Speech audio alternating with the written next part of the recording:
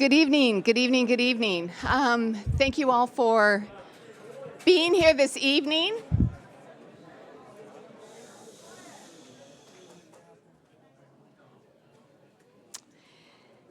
It is September 4th, 2024, and this is the City Council work session.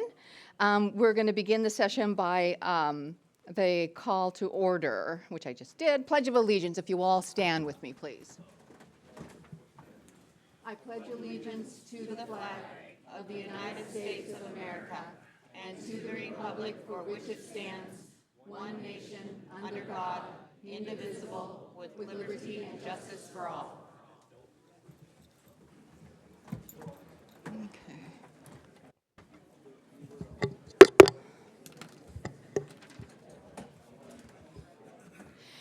Okay, before we begin, because this is a council meeting and there is priority business that does need to be taken care of, I am requesting of the council that we're able to move under new business items 2 and 3, the grant acceptance and the professional services agreement, to the top before we do introduction of our special guest and presentation. Are there any objections?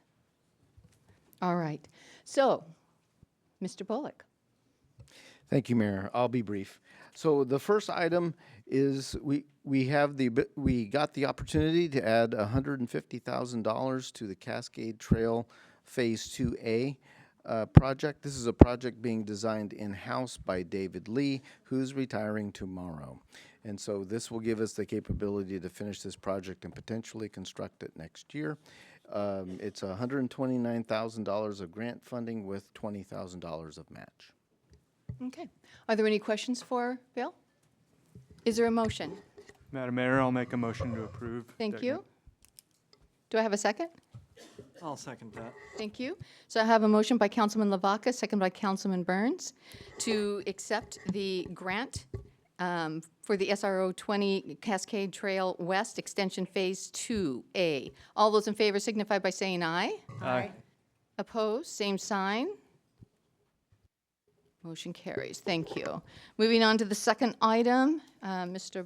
Bullock, I believe this has to do with the professional service agreement, amendment number 2. Yes, and so currently, and I have to make a correction on this too, the actual amendment to the contract, I said KJL instead of KLJ, so I'll make that change with your permission. But currently, KJL is our utility rate consultant, and we want to start an amendment to begin our utility rate study for the sewer rates, and we have an obligation to get a draft by October, and so by establishing this amendment today, we have an opportunity to be able to do that without a delay. Okay. Any questions for Bill? Do I have a motion? Madam Mayor, I do. So, Bill, I was just wondering, so we're getting a consultant to discuss the sewer rate increase for which years? For basically 2025. Okay. And we just did a rate increase, didn't we? I believe so, but from what I understand is we do a rate study every year, and so this is our consultant that does that for us, so I'm moving that forward. Okay. So is that a policy, or is it just something we do, or because we're paying 18 just to do a rate study and then to raise a rate, and I'm just wondering, has we ever had it where the rate study said don't raise the rate, lower it? So I really can't answer that question because I just don't have the history here. That'd be something for Mark Freiberger, who's retired. But this is an expectation that I was told we have, and so this is what we're doing. And this same consultant is doing one for stormwater, but as a sub-consultant with our stormwater comprehensive plan update that's currently underway. So maybe, Charlie, do you know if this is a mandatory thing that we do every year? We do it every year. We do it, but are we required to? Adopting rates and fees is required by council each year. Doing a rate study is not necessarily required by council each year, but it's prudent fiscal management of the utility, the wastewater utility, to make sure that we have funds we need to do capital projects and maintain our operations. So I'd recommend we do it. So that would be to verify that we're covering the costs of them to keep them solvent, not necessarily that we're just raising rates to stay in line with other cities. We're doing what it's necessary to pay the bills. That's correct. We also have our wastewater plant expansion coming up in the next few years, and I think it's critically important at this point in particular to make sure that we have put away the funding for that we need. Thank you. Is there a motion? If I may make one more question, Madam Mayor, if nobody else has one. Absolutely. So on that rate study, if we do it every year, is there a trend that we see that increase in? Like if it goes up like 2.2 one year, 2.4 one year, 2.3 another year, we see it's roughly at this. Does it make fiscal sense to spend the 18,000 if we know it's going to be within that trend line? Is it going to be dramatically different, I guess? That I can't, I can say in past jurisdictions I've been in, it's typical to even do a rate study once every 3 years. Some do it every year. It kind of depends on the jurisdiction and what their practices are. If you're doing something less often than once a year, then typically what you're doing is you're, adding a CPI factor, or you have a planned rate increase for every year, and so that is a way to do a rate study less periodically. But then typically, if you're doing a rate study every 3 years, it's more expensive than if you do it every year, because when you do a rate study every year, my familiarity is you carry over the data from the last time you did it into the current year you're doing it, and there's a certain amount of analysis that doesn't need to be redone as if you're doing it less frequently. So from what I understand, that's what this jurisdiction typically does, and so that's what we're proposing to do now. With that said, that's a practice we could look at changing in the future, certainly. Certainly we can. So you're saying it's going to cost us the same amount whether we do it every 3 years or every year? We're going to end up. No, I'm saying if you do it once every 3 years or once every 5, whatever your frequency is, It's that's gonna going to cost- typically be more than if you do it every year, because you now have a different level of analysis to do, because you have not maintained that analysis year after year. So 18K per year plus inflation, basically, no matter what we do. It's not atypical. How's that? But it wouldn't cost 60,000 for a 3-year study, or 56,000 for a 3-year study. Hard to really tell you what that is. It all depends on who's doing it, how the utilities run, what types of things they need to investigate. If you have large capital improvements coming up in the next fiscal term or not, and in this case we do, or we're likely to. So could we look at that and then you could come back and we can table this until we have those numbers? Well, tabling it now means we probably would not have one done in time for the time period that council is, or at least what I've been told my expectation is. We certainly could, and then if that's okay, if we bring back the results in November or December, but then we won't have the ability to, for instance, incorporate that into our budget this year either. Councilman Loy? Yeah, I just wanted to know, is this the same company that's been doing this for years for Yes. Sedro-Woolley? I mean, it's been a long time, so they know the ins and outs. And That's correct. That's my understanding anyway. Thank you. Mayor Johnson. Yes, go ahead. I'd personally like to see a data trend over like the past 10 years, adding inflation. What's that done to kind of get a grasp of what we would be paying? I agree with Nick that if it's like 2.5% every year, and that's what we know it is, and that's been well established, backing the inflation out of it, I'd like to see those numbers, and then either pull the trigger on it or not. If that's something we can get rather quickly, that'd be helpful. Sure, I can try it. Oh, I'm sorry. One other thing to note is we do have upcoming in the next couple of years upgrades to the wastewater treatment plant, and that is actually the bigger piece of the rate study, as Bill mentioned, to make sure that we are saving appropriately for that and best using our fiscal resources to make that as low cost as possible, because debt costs the city money. So we're trying to reduce our debt and be really smart about that.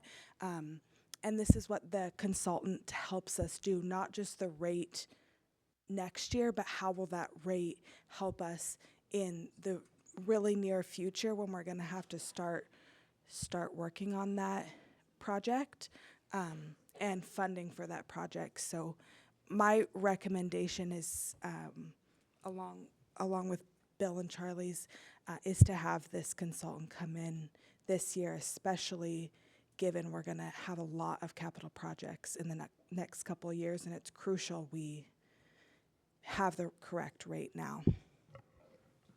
Go ahead. I'll respond to that, Kelly. So KLJ, or is it KJL? You mix me up a little bit, whichever one it is. KLJ. KLJ. So within this same study, would we be, and if we're looking for a data trend, we can get that pretty quickly. But Well, certainly, that can be, if I would expect that to be part of the study. To be if we can also have them do an impact study on development to go along with that, like as Kelly said, we're getting ready to rebuild our sewer plant. It shouldn't all come out of the current ratepayers. Some of the development should pay for our expansion. Sure. And I would expect part of the rate study would also be a potential recommendation for what the GFC, I don't know if we call it GFC or GFF, but as new development comes in, they have kind of a buy-in to the system called the general facility charge. And I would assume that could have a recommended increase potentially as well. So new development is paying more of their fair share for that. That's a good point. If we had answers on that, I'd feel comfortable voting on it next week. Or next week we have a meeting, right?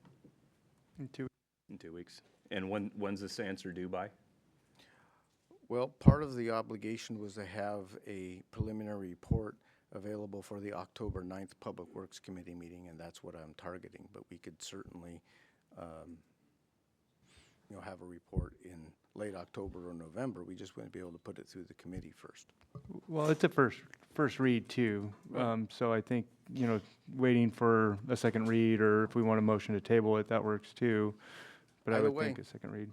I work at the pleasure of the council, so.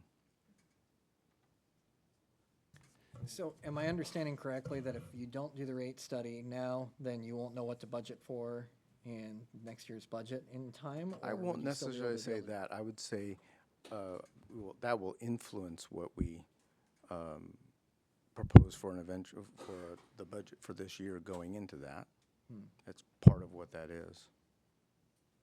I would say that the analysis done by the consultant is extremely thorough and not something that I have myself have the capacity, or anyone in the finance department has the capacity to complete. There's a lot of considerations in that, so we can of course provide a trend of what our rate has been, but it doesn't necessarily indicate what our future 2025 rate needs to be. So just putting out that information that we don't currently have the capacity within the city to complete this thorough analysis ourselves. We do rate studies ourselves for solid waste, which has a little bit, although has its own complexity. It's not quite as complex as It's not as quite as complex as a sewer utility or stormwater utility. I think we're just looking for the 2 weeks and get the data, and it would be hard pressed to, maybe we should have got this before us sooner if we were that crunched on time. I don't know. But 2 weeks doesn't sound like a large amount of time to ask and see the trends and see the data. And I mean, I know that we're coming up on a capital project, but a lot of that capital project I thought was already in plans and being funded, according to my discussions with Mark Freiberger, that we had that in motion. So, I think last year they also included that we would be needing a capital improvement project. So it's the same information every year. That's what I'm saying. I would be in favor of just waiting for 2 weeks and then getting that data before us, or finding a way. Wouldn't it be next week? I'll make a motion for next week, if it's 1 week on the 11th. I will second. Okay, we have a motion to delay this, let me look, the professional service agreement until September 11th. Is there any more discussion? Madam Mayor, yes? just to note that that is challenging for staff because today is Wednesday and we put out the packet by the end of the day Friday. Probably will be September 24th meeting. And that is a pretty challenging timeline. But don't they already include trend data in their analysis report? So can't you just pull up last year's report and pull the trend data out from their report? Or look at the last and just say, hey, these last 5 years, we've increased the rate this much based on that consultant. It doesn't have to be super thorough. I'll take a look. Thank you, Bill. Appreciate that. I mean, if I can get something out for September 11th meeting, I will. If not, we can wait till the 24th. The 24th is the next council meeting after that. Because I want to get you the right information. I don't want to get you. Okay. But so that we're not setting high expectations, there is that possibility that when it comes time to vote upon the budget, we may not have the correct data and, right? Well, I would say that, it will be a less confident and accurate recommendation, which is fine. We can do that too. But certainly then we, may have to have, we may have to make that up the following year to a certain extent if we adopt a rate study that's lower than the analysis recommends. That's all it is. Okay. So if there's no more discussion or questions, we do have a motion on the table by Councilman Lavaca, seconded by Councilman Henderson, to delay this current agreement. All those in favor signify by saying aye. Aye. Opposed, same sign. Okay. So I want to state for the record, I see where Councilman Paul Cock has come online, and so all council members are here in chamber tonight, present in the meeting. Okay. Thank you for working through that. Next, we have a presentation regarding the Goldeneye Battery Energy Storage System Project presentation. I want to thank our guests for coming in here tonight. I know that some of you traveled a great distance to be here at our request so that you could do a presentation for the council. As part of the decorum, I am requesting that there is respect and professionalism shown by the audience. They are our guests. They are here to present to the council. And so with that, I will introduce them. The first is Nicole Downs, and Nicole Downs is Community Relations.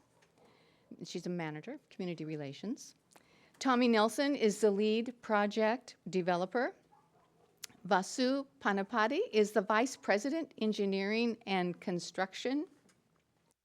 Retired Captain and Assistant Fire Marshal Mike Nichols is the Energy Storage Specialist and Fire Consultant, Hiller Companies. And Brad Cole is the Senior Project Manager.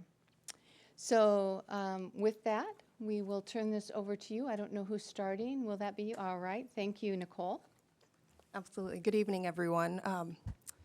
Mayor Johnson, council members, thank you for allowing us to be here. My name is Nicole Downs. I am Manager of Community Relations at Tenaska, the company that is developing the Goldeneye Energy Storage Project. Tenaska is a Omaha, Nebraska-based company with over 35 years of experience in the energy space and a long history of developing, constructing, and safely operating facilities all over the country. So thank you. First, we want to thank you for inviting us here this evening to be able to share an overview of the project with you and answer any of your questions. We also want to thank those of you that are in the audience that had been in attendance at the recent FSEC hearing. Those of you that were able to share your thoughts both at the hearing and on our project website as well as to FSEC. This proposed project is in its very early stages for an extensive permitting process, but we welcome the engagement and involvement of everyone at each step. So today, with me, I have subject matter experts in development, in engineering, in environmental and safety. And again, my role is in community engagement. So I welcome any one of you that would like to discuss your concerns directly. But I think right now I'll turn it over to Tommy Nelson, who is our lead project developer, to dive into the project. But again, thank you for your time this evening. Thanks, Nicole. Next slide, please. So, and thanks again to the City Council and to Mayor Johnson for inviting us to present, and to the members of the public here in attendance. Want to start our presentation here by sharing some information about the process that leads to a project like this even being introduced. It begins with local utilities identifying energy needs. In the case of Washington, the plans call for an addition of significant battery energy storage capacity. The Sedro-Woolley substation was identified as one of the ideal locations for a BESS project. Utilities then issue requests for proposals to meet those needs, and developers respond with projects that serve the public interest, and those projects enter permitting review. We are one of many developers offering to leverage our expertise and experience to support these priorities. Next slide, please.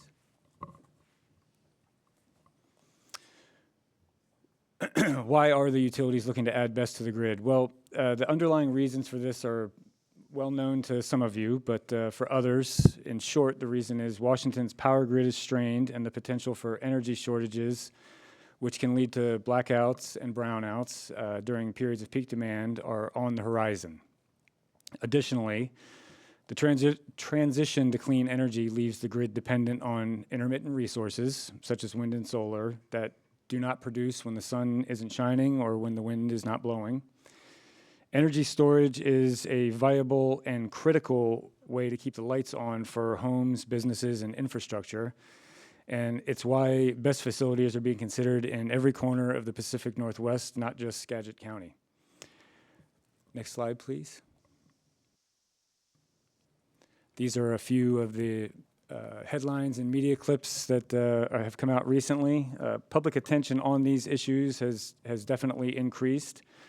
Local and regional media outlets have begun exploring the impact of the grid and energy challenges and the need for solutions. Next slide, please. Now we can go into the next slide, please. Now we can talk about how the BESS projects themselves work. In a very simple way, what they're doing is storing energy that is generated during periods of peak production, so that power can be delivered during periods of peak demand or when there is a shortage of energy being produced. Next slide. And this is just a, source from PGE, but a visual representation to kind of help understand what is effectively happening here. There's intermittent resources, wind, solar, et cetera, and batteries kind of fit in that middle range between the generation and the end user. Go ahead to the next slide, please. So a little bit about the history of BESS. Lithium-ion technology first came around in the 1980s, commercialized in the early 90s, really didn't emerge at the utility scale level until the early 2000s. It's important to note there's a big difference between the utility scale BESS projects, such as the Goldeneye project, and other lithium-ion uses such as cell phones, e-scooters, electric vehicle batteries. And utility scale BESS projects have been intensely researched by national laboratories, including Pacific Northwest National Lab, PNNL, here in Eastern Washington. And today these projects are being proposed in every corner of the state. Next slide, please.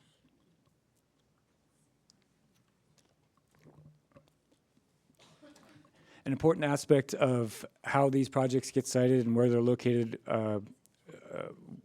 where they are, is to understand what criteria are considered when we're citing one of these projects. First and foremost, they must be placed in close proximity to utility substations. This means best projects are built in areas with a history coexisting with electrical infrastructure. Pictured here is the Sedro-Woolley substation from an aerial view. Approximately 14-acre industrial facility, less than a half a mile from the proposed site for Goldeneye. Like the proposed Goldeneye project, the facility is heavily regulated to ensure environmental, safety, and community compliance. Next slide, please. One of the first questions in response to any proposed project is safety, and this is the top priority of NASCA in the development of battery energy storage systems. We work with top experts in the field and coordinate closely with local first responder agencies in every step of the process. A small number of incidents have been well publicized but are extremely rare, and the industry has learned how to best prevent them from happening and respond to them effectively when they do. And that's one of the reasons we have our technical experts here this evening for you guys to ask questions. Next slide, please. The Goldeneye project specifically will utilize the safest and most advanced technologies available, which will meet or exceed all applicable codes and standards. Independent experts and local fire authorities are consulted at every stage. Standards here in Washington have been updated, and new best projects being built are subject to significantly more stringent requirements than they were at the outset. Next slide.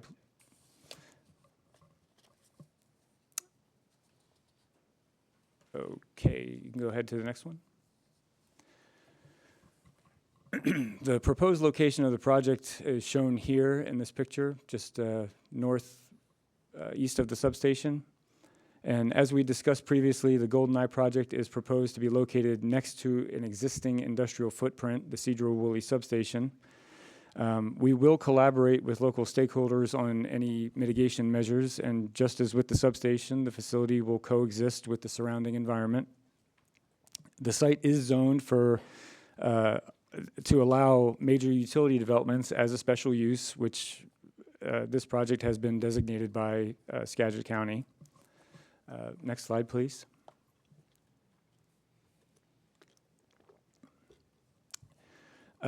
There were a number of concerns that were raised at the FSEC hearing that I would like to kind of address. Ultimately, what I'm about to share with you will have to be validated by the scientific processes that FSEC employs. The facility will not be allowed to move forward if it doesn't comply. First, that the project has a low elevation profile. It will be consistent with the current view shed. Second, the project will not release any emissions or radiation from the batteries. Leakage cannot occur because there is no free liquid inside the batteries. Again, it's important to understand the difference between utility scale BESS and other lithium-ion uses, as well as battery chemistries that are not comparable. The facility will comply with local noise ordinances, as does the substation next door. Specifically, they will comply with Skagit County Code, Chapter 9.50, in addition to the Washington Administrative Code. While this project is in a 100-year floodplain, all the project components will be raised above those levels. And as part of the construction and approval of this, there will be enhancements to the stream buffers, and we are prepared to make whatever investments are required of us in that regard. Next slide, please.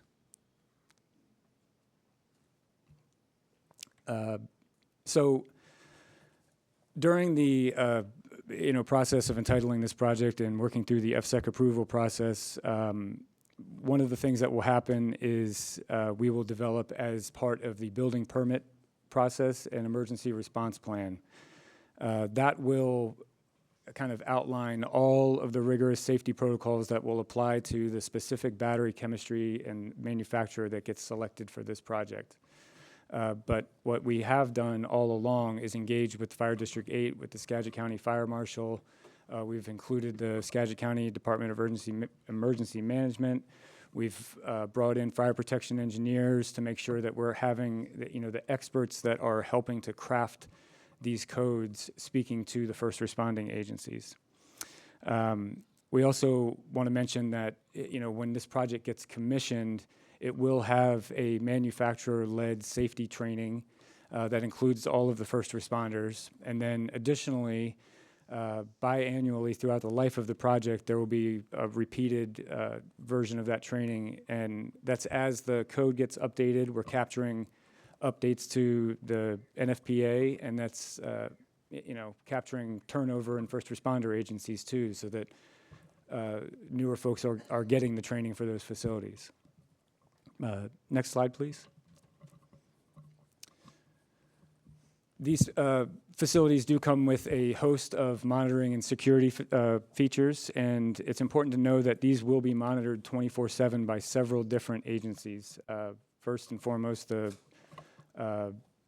best manufacturer, the actual manufacturer of the technology, and whoever the owner and operator of the system ends up being, and then we'll have a third-party safety monitor, such as Hiller Companies or some other company such as that. And then additionally, the off-taking utility will also be monitoring this 24/7. So there's at least 4 separate entities that are going to be monitoring this facility 24/7 for the entire operation lifetime.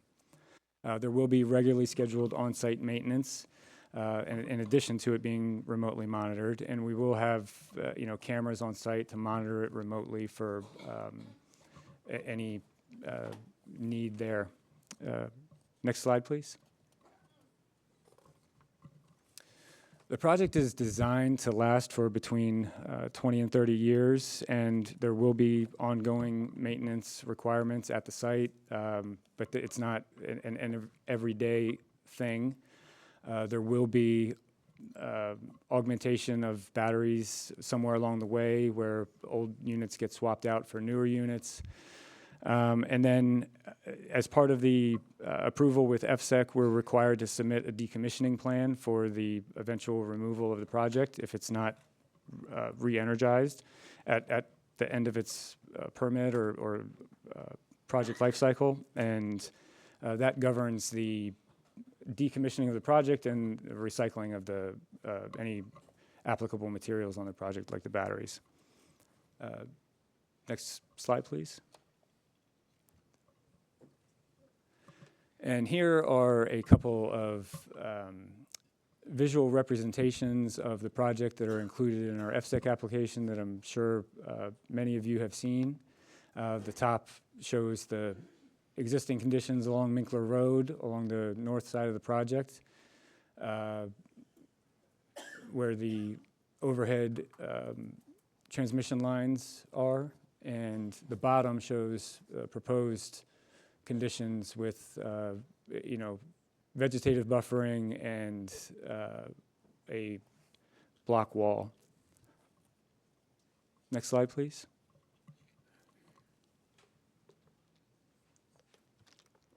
These are a couple more views from the opposite direction on Minkler Road. Next slide, please. So, as I mentioned before, you don't have to take our word for it that the project will integrate with the local community, and you'll have FSEC to fall back on. It's the responsibility of an independent state agency to determine whether the project can be built. If it's approved for construction, the project will then be overseen by the Utilities and Transportation Commission, and FSEC will be responsible for ensuring that it remains in compliance with all of its project conditions of approval. Next slide, please. And finally, if the project does move forward, it will deliver benefits to the local community in forms of jobs, tax revenue, and local energy reliability. This project represents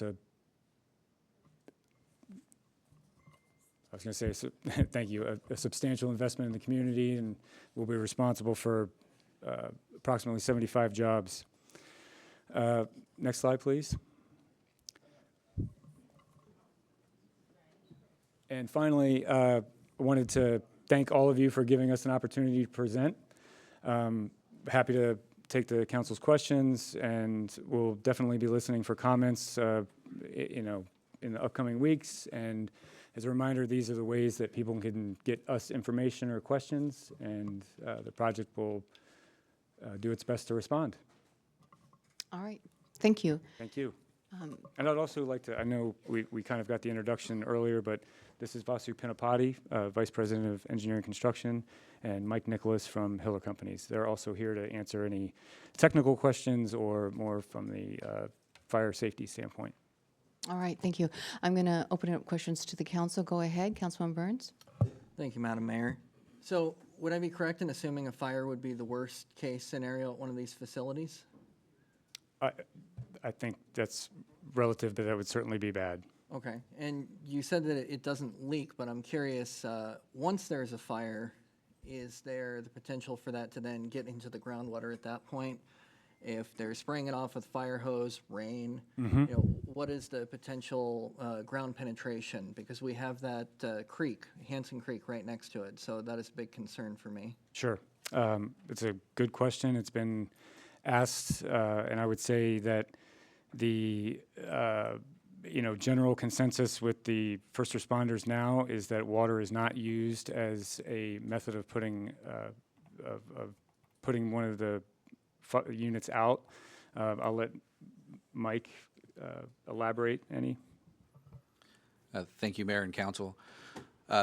The culture within the fire department is changing as a result of the technology that's emerging.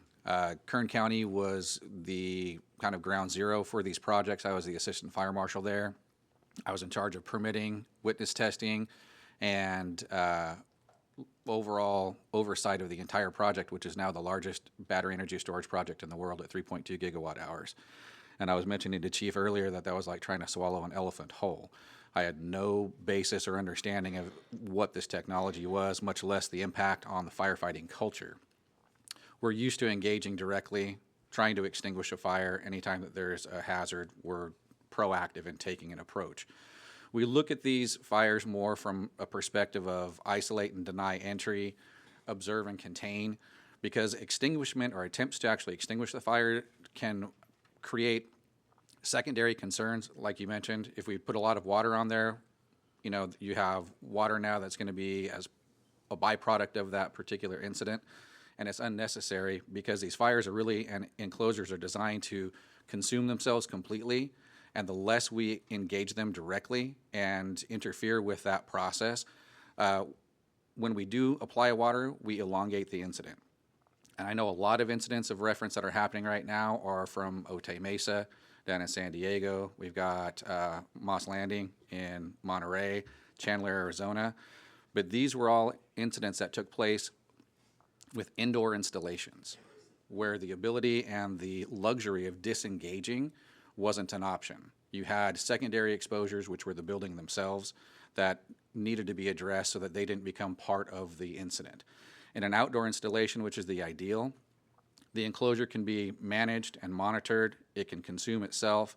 It's going to be out much quicker if we don't apply water or extinguishing agents to delay the inevitable, which is the full consumption. And basically it's the ideal sort of environment in a fire to let it consume itself entirely so that we don't have a longer term incident that's committing resources, that's committing secondary resources like water. So this is a change in culture for the fire department, and one of my jobs is to be traveling the country, teaching fire departments and offering that level of training to help change the mindset so that we're looking at not an incident that's going to last 10 days and you're committing hundreds of firefighters to the incident because it was a generation of batteries that Tommy mentioned wasn't held to the same standards. So we have learned a lot over the years. When this first started, it was 2019 in my jurisdiction. We're now 5 years later, half a decade. And so what we're seeing is that these technologies, the codes that are regulating them, have evolved from the lessons learned. And so these enclosures are now the biggest consideration in NFP 855, which I just sat in the committee meeting in Atlanta last week, is that these enclosures are designed to not propagate between one another. So you're not going to show up to an entire battery storage yard with a fire. you're going to be facing, at worst case, a single enclosure that's on fire. And the best thing that can happen in that instance is to isolate, deny entry, observe, and contain the incident. Madam Mayor, if I might follow up on that. So you said it would totally consume itself, so what's left, I mean, it rains a lot here. What's left, is there gonna be something that's gonna end up in that waterway? You know, is it gonna be a metal container that's left? Is it going to be a different chemical compound? What's gonna be left behind after that process of the fire? And then the other follow-up I had was if you're going to let that burn the chemicals that are released from it, how toxic is that? What kind of a range is that going to travel as far as safety? Are we going to have to evacuate a certain area? Right. And so we've seen in the incidents of reference that when the fire is allowed to actually burn at its normal rate, the toxics are consumed in the fire and the rate of horizontal spread is minimal by comparison. The rate of travel of the most, how shall I say, so carbon monoxide travels horizontally the most. And that still is not very far from the enclosure. So when we show up as first responders, we're using our 4 gas meters, and that's going to be what establishes the edge of that exclusion zone for us. And that isn't traveling more than, you know, it's not traveling far enough away to impact the community. So when we're looking at this, Yeah, it's kind of a vague answer. I get that it changes, but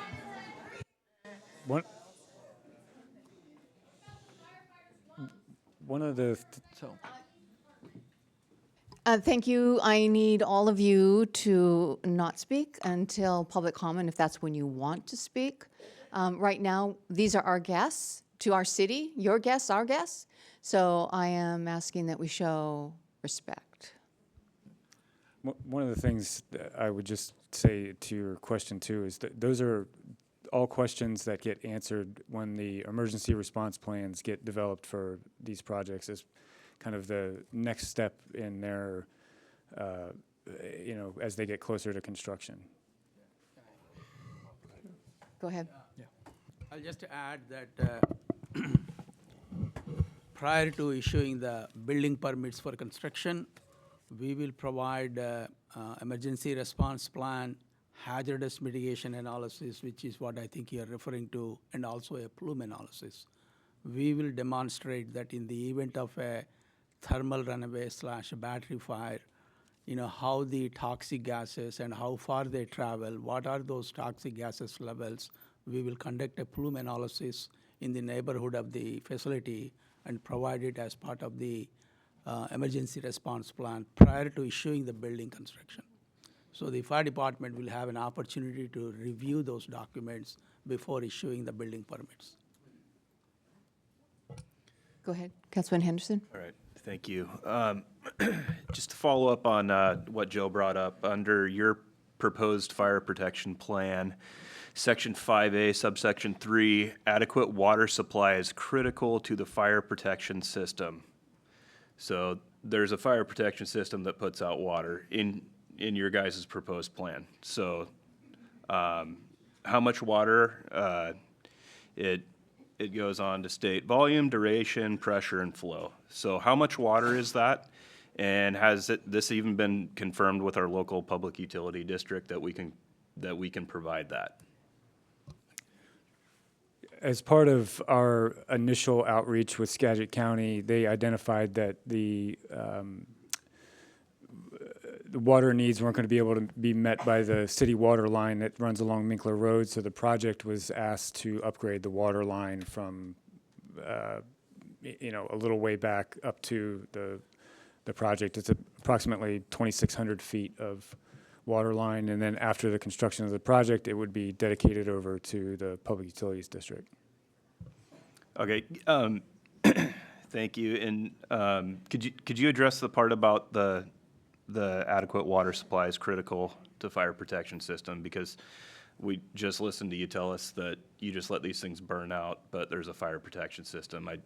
so when we're looking at fire water, especially in Kern County, one of the things that we're looking at is not for extinguishment and suppression, but for exposure protection. So you can cool adjacent enclosures. if the heat is beginning to negatively impact the adjacent enclosure. So it is actually for protection and not for extinguishment. So, Madam Mayor. if I may. Councilman LaVaca?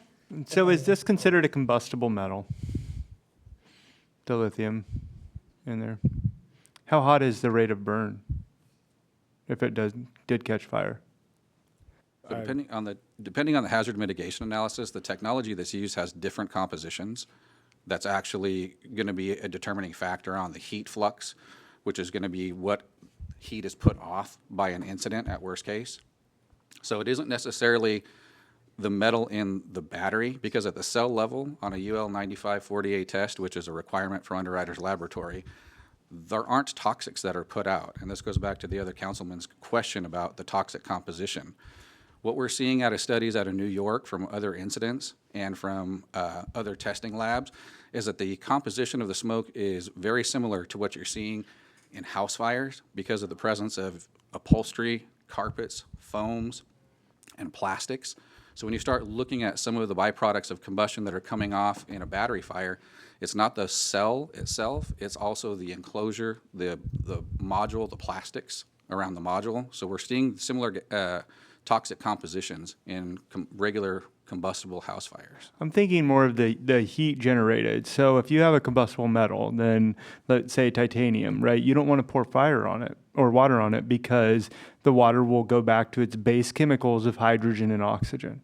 And is that what we're looking at with this lithium? If they were to catch fire, would they reach 3,300 degrees? Would they reach 3,500 degrees where water would then be a concern of explosion if put onto it? No, this is not going to be the same thing as your magnesium fires where the water actually explodes like you're mentioning. So this is a different chemical composition, and the percent of lithium in these batteries is very minimal by comparison. So not putting water on the fire to douse it out and just letting it burn through, it's going to burn out even with water on it. It's just going to continue to burn. The water's only going to just slow the process. It slows it down and it cools it to where some of the toxics are not burnt off completely. I have a question. One more follow-up, if that's all right. So PSC, they did come here in April and earlier in the year as well, and they insisted that we had plenty of energy for our grid. We were showing them phone texts that we were getting that they were asking us to conserve our heat, because wintertime. But then we turned around and got rid of natural gas. So is this like a response to it's supposed to supplement the natural gas? Is that what the idea of putting these battery plants around? And I know you guys probably don't get into the politics of the natural gas ban, but to supplement the energy we're losing from our homes with natural gas and relying more on electricity? These projects like these are a required part of the energy transition to intermittent resources like wind and solar and hydro. Okay. I had a question. Councilman Diamond? Oh, Councilman Koch? Go ahead. Yes, I had two questions. The first was, I drove around that facility recently, and there are quite a number of homes near it. And if you go due west, there's the city of Sedro-Woolley. And I've read about some of these fires, and across the country, and some of them involved evacuation, especially if you're just going to let the fires burn. That's my first question. The second is that the proximity of Hanson Creek, that's a salmon stream, or it's involved with salmon and restoration. If you're letting the fire just burn, won't those fumes also affect the water quality of that nearby stream? Thank you. Thank you, Paul.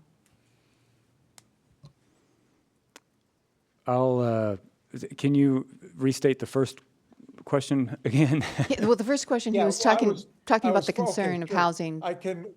The first thing talked about the need for possible evacuation of all the houses near there. And I can ask a third question. Sorry, you shouldn't have asked me this, to restate it. Evacuation around there, and how quickly that would happen, because as I read this, you're not going to have personnel on site. It's remote monitoring. Well, that's great, but how quickly do you respond? And if you need to do evacuation, how quickly could do that? The second part had to do with the water quality of Hanson Creek if there was an incident. So I'll let Mike and Basu answer the first question, other than just to reiterate that, again, those would be details that we would include as part of our emergency response plan. And generally, there's a move towards shelter in places, but again, that depends on the specific technology. So once that decision has been made, whatever the brand, more or less, of batteries it's going to be, then several of those kind of cascading questions after that will fall into place. We'll understand what we can include in the hazardous materials analysis. We'll understand specifically what we can put in the emergency response plan. And I don't know, Mike, anything you want to add? Sure. So a lot of what we're seeing with the fire department trainings is a default by fire departments that didn't have a specific training. They're defaulting to the emergency response guide, which is a national reference for evacuation, shelter in place based on hazard. Unfortunately, that national emergency response guide does not have lithium batteries as a specific hazard of reference. And so a lot of jurisdictions are defaulting to this shelter in place or an evacuation over a distance that they come up with the closest approximate hazard. And what we're trying to inform and educate the fire industry as a whole is that these are different than what we see listed in the National Emergency Response Guides. And there is a big push within NFP 855 right now, a whole toxic work group that I'm involved with, that are looking at incidents of reference that did soil samples, air sample, and water samples post-incident, both in New York, in Indiana, and in various places where some of these incidents of reference have taken place, which are showing no toxics in the water that was run off and none in the soil post-incident versus pre-incident. And we're starting to see that these really require a special identification with the emergency response guide that has its own category for reference. In discussion with Chief Joel Mendoza from North County, where Moss Landing took place, where an evacuation happened and a shelter in place happened and a freeway closed, he admitted was because of visibility. Visibility not from smoke specifically, but also from fog. So when you have some of these jurisdictions of reference that had these early incidents that other fire departments are referencing, there's a misconception about the need for shelter in place and for evacuations based on the hazard that's specific. And again, these were very early generation technologies, which have changed dramatically over the last half a decade because of these incidents of reference and lessons learned. So you're going to see these changes reflected in the National Emergency Response Guide and in NFP 855 for guidance and direction on first response. Okay, and what about the fact that it is remotely controlled, and how would that affect the response to an emergency? So these systems are monitored off-site by an NFPA 72 compliant UL listed central station. The central station then is in communication with the emergency dispatch. So if you get an alarm, smoke detector, gas detector, heat detector, that initiates the response from the fire department to come out. So there should be no delay in the response. Councilman Taylor. Thank you. And then is anybody going to talk about Hanson Creek? I think there's a lot of Yeah, concern I have about that. lots of questions about Hanson. Sorry, I was going to just spin off that real quickly. District 8 relies heavily on volunteers, and Sedro-Woolley holds the contract to partner with District 8 in emergency response. Has discussion been had with the city of Sedro-Woolley and how fire intends to respond to all of this? And if there is an emergency, who is funding this, and how is Sedro-Woolley then going to fund the backfill that's needed to supply and take care of our own citizens in our city? So again, all of those details will be kind of finalized in our emergency response plan, but what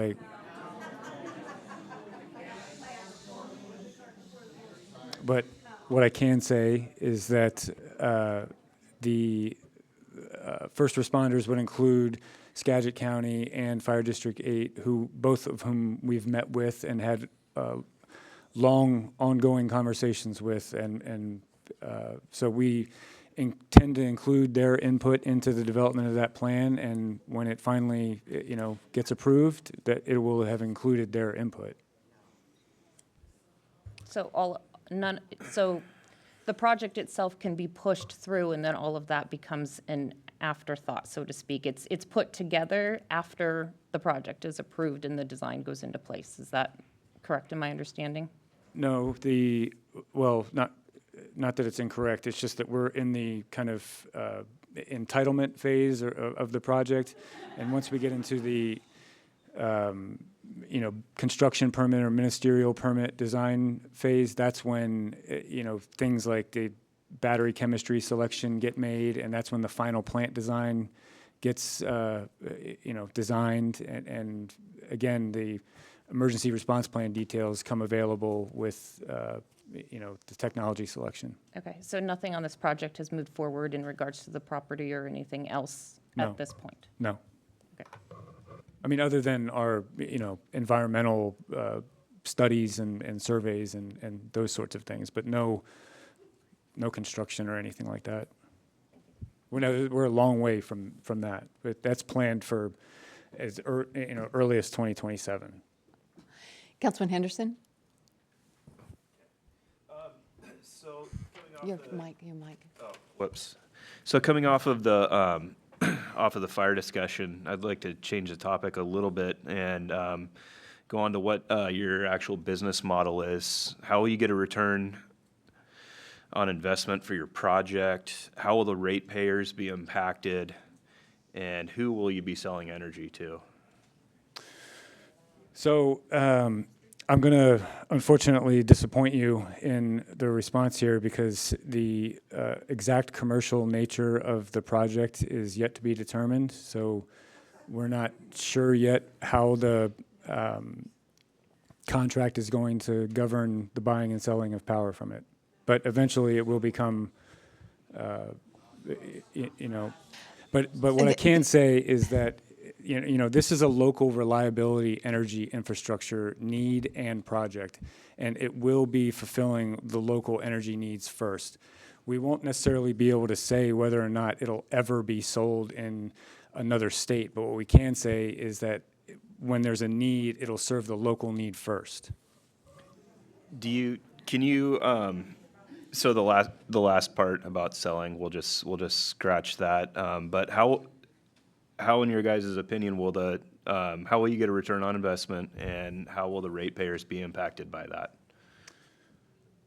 Like any other infrastructure project, this project has an upfront investment that's paid off over time through its revenue contract. That's with whomever the off-taker is going to end up being, and we don't know that yet. Okay. Yeah. Councilwoman Kesty? Thank you. Given the Please. It's a presentation. You need to listen. Thank you. Given the strong opposition from our community regarding the battery storage facility in Sedro-Woolley, does our town's position influence your decision to proceed with the project? Additionally, why would a business not local to Sedro-Woolley join the Chamber of Commerce if there are no plans to maintain a long-term presence here? How do you justify this action in light of the community's clear concerns? We understand that there are a lot of concerns, and part of the main reason that we're here is a part of the process of addressing those concerns. This project is critically needed and would not be in consideration if it weren't so. It does still require an exhaustive approval process, and we take all of the feedback into consideration along the way. Tommy, I would add to that, your question about the Chamber of Commerce, that this project does plan to be here for 20 years. The life of the project is that long, so being a part of the chamber is really we are continually trying to invest in the community. That's what we believe the project to do, as well as being able to be a business representative amongst the other chamber members. So what I hear from the county, from the citizens, is that they don't want you here. Yet you've joined a chamber to make that decision.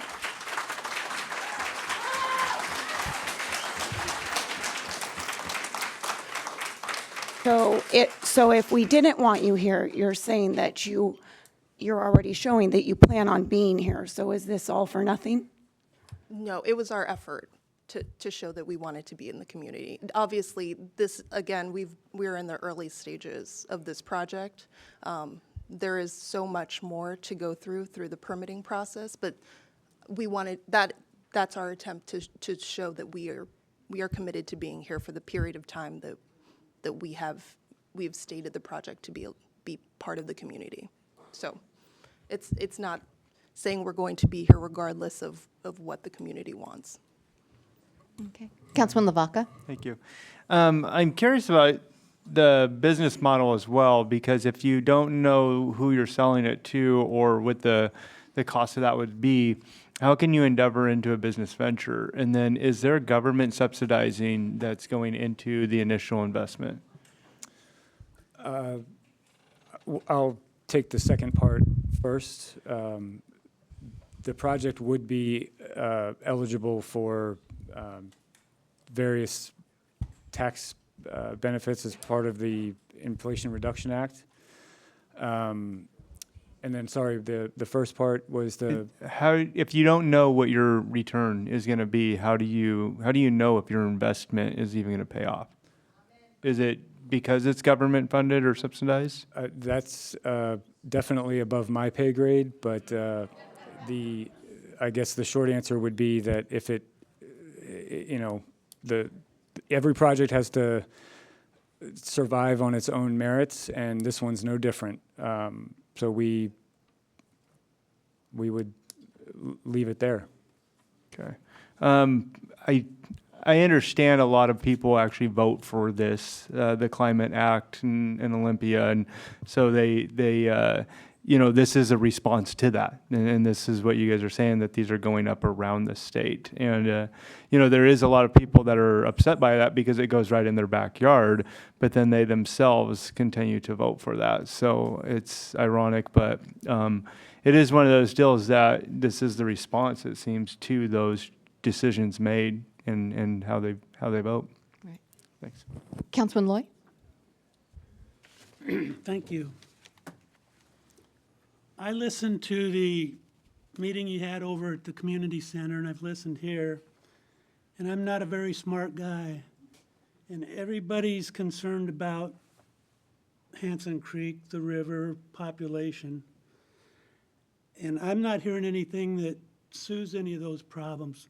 And like I say, I'm not real smart, but what am I missing? Can you speak to a different way to me so I can understand? Because there's got to be something I'm missing. I don't think that you are. The project still has to undergo its environmental review process through FSEC, and if there's not an impact that can't be mitigated, then the project won't proceed forward. Well, probably one of the things I probably am missing is my distrust for the way that the government's doing their thing is basically bypassing everybody. So that's probably,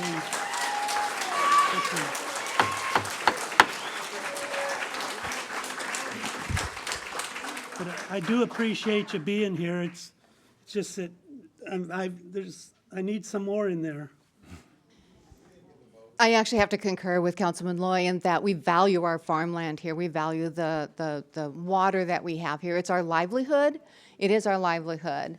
And we respect it and we take care of it. So I guess my question would be to you, you're talking about these plans that you have in place for safety, for mitigation, for whatever evacuation if that were to take. But my question is, are there any assurances? Because I'm not hearing any assurances. Actually, I'm getting more questions. There's more questions that I find myself asking. So, I understand the project. is to develop power, but isn't it only for 4 hours and 40,000 homes approximately? It's not like if power goes out, that's all it would do, correct? Not technically. We provide that kind of as a way to contextualize how much energy it's storing. But realistically, you could think of it as, 200,000 homes for 4 hours, or 100,000 homes for 8 hours, or, it kind of depends on what the need is, how it gets dispatched. And where would it be dispatched? Would it be here in the Skagit Valley, or it would be elsewhere? Like I said earlier, it's going to go to its closest need first. So the local need will be serviced first, to answer your question. Okay. And I'm sorry, I missed the first part. Well, I just want to reiterate that this is our farmland, and our water is precious to us as it is everywhere else. It's our livelihood, and it's kind of perplexing that you're going to run the power underneath Hanson Creek, is what I was told, is how you're actually going to do that, is run it underneath Hanson Creek. And what if there is a breakdown in the means by which you're using to transport that power? It will be bored underneath, and we don't have a final depth, but our engineering team has looked at it and said that it'll be at a minimum 10 to 15 feet below the scour depth of the bottom of Hanson Creek. And is there a possibility that there could be gases or toxins that could be released and then seep up into that creek? No, this is just for the actual conductor themselves. That's the only element that's underneath the creek. Okay. All right. Madam Mayor, if I Yeah, may. go ahead, Councilman Henderson. I got kind of a four-part question here, so bear with me. Well, what other sites were investigated? So you guys are Tenaska. Correct. You guys are not Goldfinch Energy Services. Goldfinch Energy Services, are they the investor and you are the contractor? The project was initially originated and developed by Tenaska. We're still retained as the developer. If the project does end up moving forward, the exact ownership model will be yet to be determined. But what Goldfinch was the initial project company that Tenaska formed to develop the project. Okay. And so what other sites did you investigate before settling on this location? And what were the factors that made the determination to put it on ag natural resource land? So we looked at several factors. There's, I'd say first and foremost, there's proximity to the substation being the primary, variable that we want to constrain that impact the most, the transmission line. And then you're looking at, things like parcel size, and then you're looking at, what are the environmental considerations of a particular parcel. So wetlands, any sort of excluded areas. And we actually looked at quite a large number of parcels around that substation. I don't have an exact number for you, but it was a lot. And at the end of the day, there's a lot of constraints that start Xing pieces out, like you have to exclude an area because it has an easement on it, or so there's a lot of considerations that go into kind of what boils down to the final parcel selection. And then at the end of it, you've got to find a willing partner in a landowner as well. So we did look kind of at a lot, but I would say that Ag NRL is an overwhelming zoning designation in the vicinity of that substation, and major utility uses are a permitted use with a special use permit. Okay, I'd like to talk a little bit about that too for wetland mitigation. This site on your guys' initial report states that it is within the 100-year floodplain. What is your mitigation plan for the wetlands and the floodplains on site? And also to note, our county code prohibits building critical facilities within special flood hazard areas unless there are no feasible alternatives available. So how do we determine that we have no feasible alternatives available to build a battery storage site? So the, all of the project elements will be elevated out of the floodplain. So we'll just take that off from the top, that either through earth elevation or installed on piers, or a combination of the two. That will obviously, impact wetlands as well, and we've submitted a mitigation plan to the state for their concurrence, and that would include offsetting from a local mitigation bank. All right, Councilman Lavaca? I'm trying to wrap my head around, we've got the battery station and it's going to supply power to Skagit County, so for roughly 16 hours if it was the immediate need. So 16 hours, we don't have that many blackouts for one, and then a regular home base. So I would imagine it would go to the hospitals first, but if it goes to the homes and stuff like that, I don't know that anybody's at such a need where they need power for that immediate, that it would justify the high cost of this program, which seems to be pretty high and then pretty extensive for just 16 hours if it was to just go here. If it's 4 hours for 200,000 homes, that's really nothing. I mean, is that during peak usage? Everybody's got their microwaves and their washers going, or is it just your average day in the home, right? And we have sources, we have natural gas, and we have energy. There is a growing need because we're killing off our energy supplies. But if that does turn around, does it make sense to do that, or will it be abandoned? I guess I'm sure there would be a decommissioning requirement in that, but what if it is abandoned? So FSEC would be responsible for, we do have to submit and have submitted a decommissioning plan with FSEC. It'll get finalized again before we get our site certificate. And as part of that decommissioning plan, we pay FSEC on an annual basis, and they monitor the project, and they monitor our compliance with our project conditions. But who would pay the money for 4 hours of service for 200,000 homes? Or if you do 16, just Skagit County, the entire county, you got maybe 16 hours of usage once, and then you got to recharge everything again, which means we need that grid back going by that time.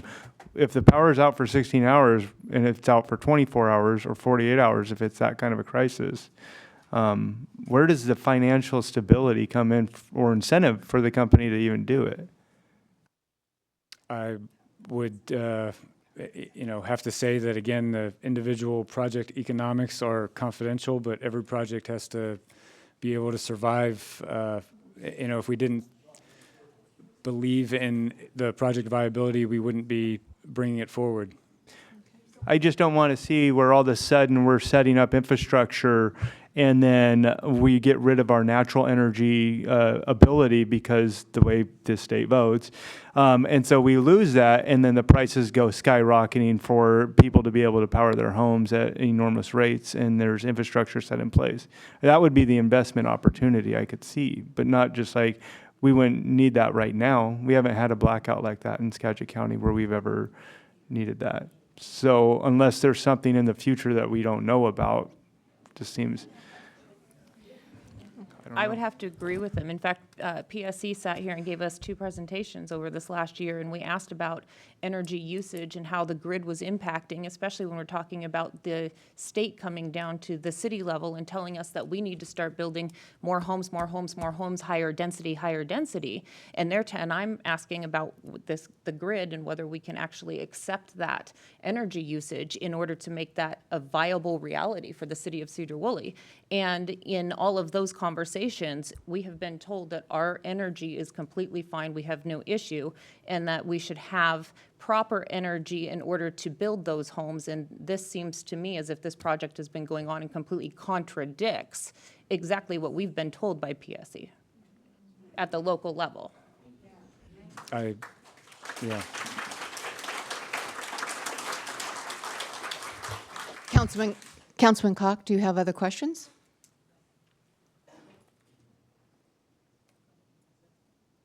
Yes, I do. You say this, sorry. You say this technology is pretty new. But from what I've been reading, we're on the verge of a storage revolution, shifting from lithium battery storage that has fire issues to more advanced solid state. In fact, that's where the EV industry is going, Volkswagen, Toyota. And would you then have to shift your technology? I mean, how long is this technology going to even last? That's my question.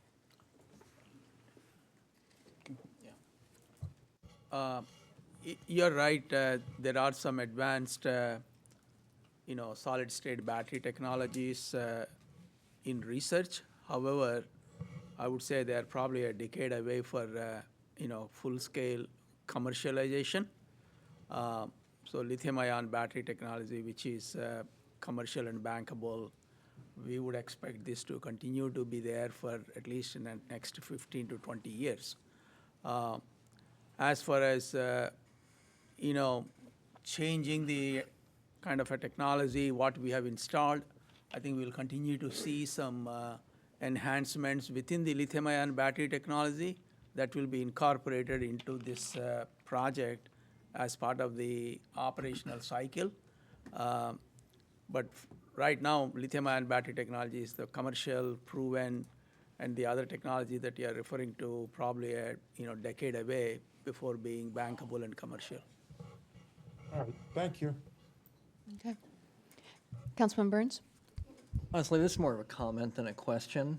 From the emails I've gotten and the conversations I've had with constituents, what I came here expecting or wanting to hear tonight was about the safety and how exactly everything worked with one of these units when it came to if there was combustion, if there's a possibility of the contamination in the creek. And your answer was essentially, well, we'll figure it out when we get there. Show up with a battery and just say, hey, the last 3 projects we used this brand battery, and this is what happened. This is what happens if it burns. This is what happens if there's a possibility for rain runoff or contamination. If it doesn't burn at the hottest temperature, that will burn off all of those chemicals. This is the result. This is how far the chemicals have been found on the ground after it was on fire. That's what I was expecting we were going to hear from you tonight. So I feel like I had almost none of my questions answered, which did not make me feel comfortable with this at all. It made me want to push back even more on this project. So I feel like you didn't, as representatives of the company, I expect that your goal is to come here and convince us that we should be okay with this and convince them that it's safe. But I don't feel like you really achieved that goal at all. And so you might want to change the way that you're considering this, because I'm not walking away with a solid knowledge of your safety protocols at other facilities, maybe. Yeah. If I may, there is one, I think we have been saying that in the case of a thermal runaway or battery fire, because of the change in the codes, because of the change in the technology, these fires will be limited to one battery enclosure only. There is no such facility fire. And all the fires that happened in the last 3-4 years, Moss Landing and other places, actually validated the thesis that we are telling, which is there is no facility in the last 5 years, the whole facility has gone on fire. And design worked as per the code. It just contained to only one battery enclosure only. So that's a validation of, kind of assurance that we are telling that in the case of a thermal runaway, it does not spread to the adjoining enclosures. Well, but you're assuring me that only one battery catches on fire, but I want to know if it's raining at that point, if that battery burns up entirely, what's left behind? Is there ash that's going to get run off into the waterway? If it's not burned up entirely because we have a torrential downpour and it slows down the fire, it doesn't reach that critical temperature that actually allows it to burn off the chemicals that are there, what happens then? If it's a windy day and it's not raining, where does that ash go? What's in the ash? Those are the questions I'm I'm curious about. As Mike mentioned, some of the testing that we have seen after the reference incidents are showing no contamination in the soil, and there is no toxicity in the, plume gases. And again, as part of the emergency response plan, it's our responsibility to give you the plume analysis and hazardous mitigation analysis for your fire department review. Yes, go ahead, Councilman Henderson. Thank you.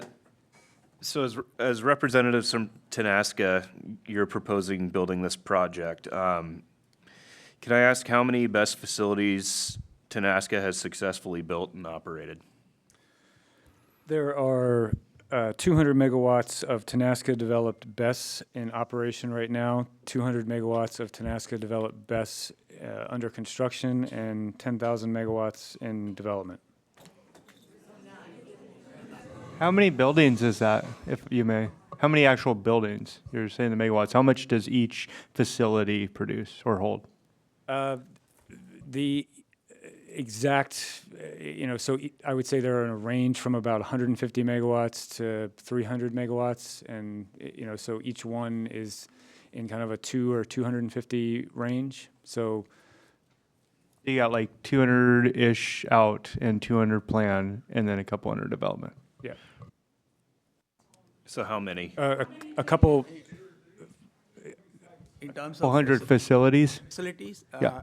the 10,000 megawatt under development that Tommy referred to equates to about 50 facilities under development. So that's one 10,000 megawatt under construction?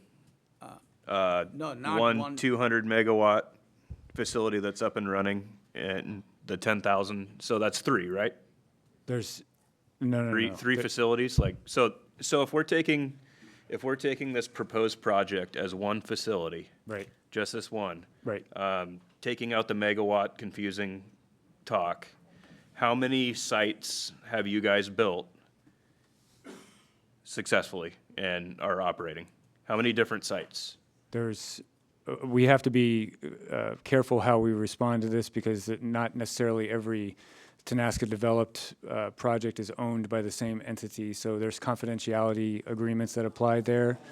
But as I said, there's a 200 megawatt facility in operation. There's a 200 megawatt facility in construction, and 10,000 megawatts of projects in development. So you have one facility and one under construction. That's right. Thank you. All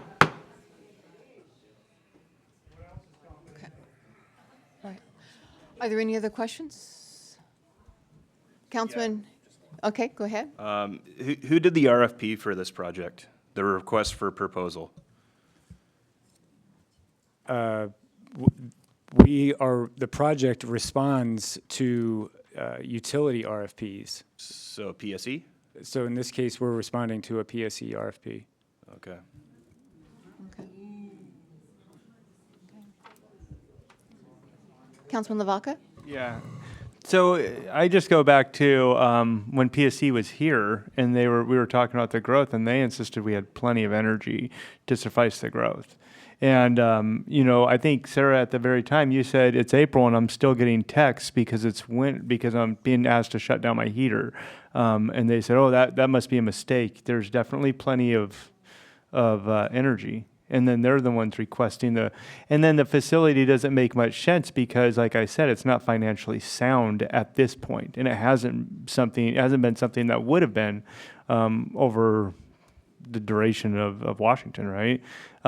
So it's interesting to find that they're the ones that are kind of requesting this, unless there's, it would have to be profitable to them. That would be, So- who pays for energy, I guess, with PSC? I would just add, this is preparing for the future. Like we said, we've responded to PSC's RFP. PSC wouldn't be investing in these future kind of resources if it's not needed. And also, brownouts aren't happening yet, but the transition to these intermittent resources they're expressing the confidence to communities because a lot of this has already been accounted for in that IRP. So those are just kind of some thoughts on that. I see, they're saying that we're good because in time, they hope to have facilities like these approved by the communities. This is all future planning. Yeah, and this is all in response to the Climate Act that Washington voted in. You guys voted in, so maybe not you guys, but overwhelming people in Washington. I didn't, so yeah. And then just to clarify, when we're talking about the communities voting this in, the city of Sedro-Woolley and the Skagit County actually have no actual say in this approval process. This is at the state level. So this is bypassed the local community. And so I just want to make that clear in regards to any sort of council vote, that there will be no vote here because, as you can tell, we probably have a lot of the same concerns that you have. In fact, I also have more questions as this comes through, and I'm more insecure about the entire project after listening to it because we don't have emergency response drafted at all. It's all a matter of, when this project is approved or when we do this or when we do that. And that leaves everybody feeling completely uncomfortable. Councilman Burns mentioned that, his questions weren't answered in regards to radius and effect and all of that if we do have an emergency. There's a lot of unanswered questions that leave our community with more questions. Sure. And leave us more insecure about it. And we also feel a little bit more uncomfortable in the fact that PSE was telling us that we have proper grid, and in fact, it's coming forward that, maybe we do now, but nobody's talking about the future and all of that. And again, it goes back down to the state level where this stuff is coming from. But I just wanted to be very clear about the fact that, our local community here is here to be heard, and you should, every single one of you that wants to speak should be heard. You have every right to do so, and we welcome you at any single council meeting to do so. But at this city level, we are not able to vote on this. Councilman Kesty? I just wanted to say that I completely agree with everybody up here, and I'm so proud of all of you guys for all the questions and everything that you're asking. I feel completely deceived by PSE and by you as well, and I just hope that you will listen to all of us, that we don't want this, and not do it.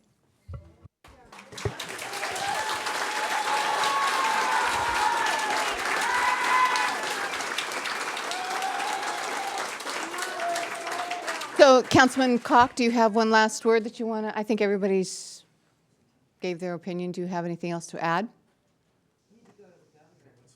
No, I think they're all great points, and I am concerned that it appears the wishes of a vast majority of our community, as well as the entire council, it sounds like.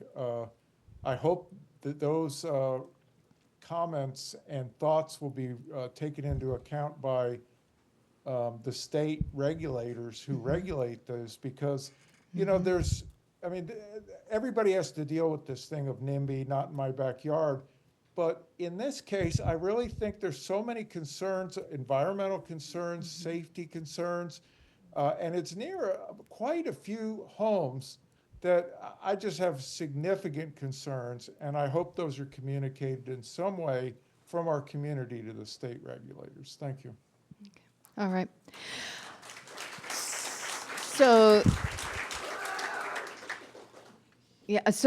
Nicole, Tommy, Vasu, and Mike, also Brad, we want to thank you very much for being here this evening, coming and answering our questions.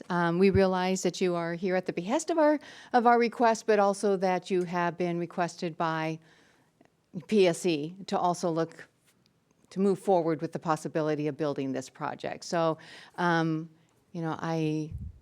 know that you certainly probably have the feeling that you're seen as the enemy here. I don't know that you are truly the enemy. I think that there's there are decisions that have made beyond you, beyond us, and perhaps those are the people that we need to be asking these questions to as well. So I do want to thank you for being here. You know, I respect your positions and what you are trying to do and what you believe in, and we hope that you will feel the same about us and where we stand on this issue. So, yeah. All right, with that, I do want to give you the option, if you would like to stay, we are going to open it up for public comment. You're welcome to do that.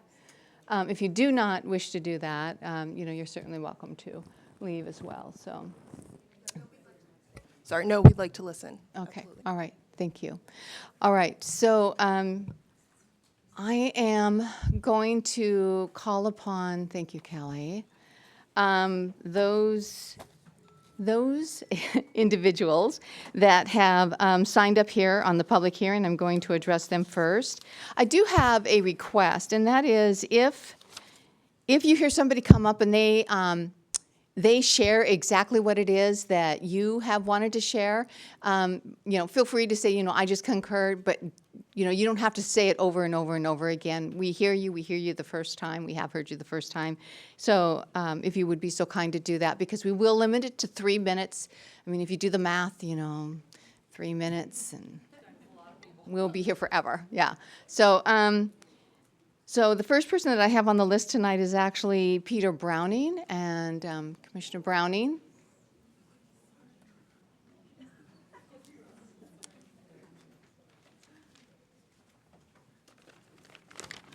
Good evening. I'm Peter Browning, County Commissioner, and thanks for joining us. I do have to clarify a few things. I was listed as one of the consultants.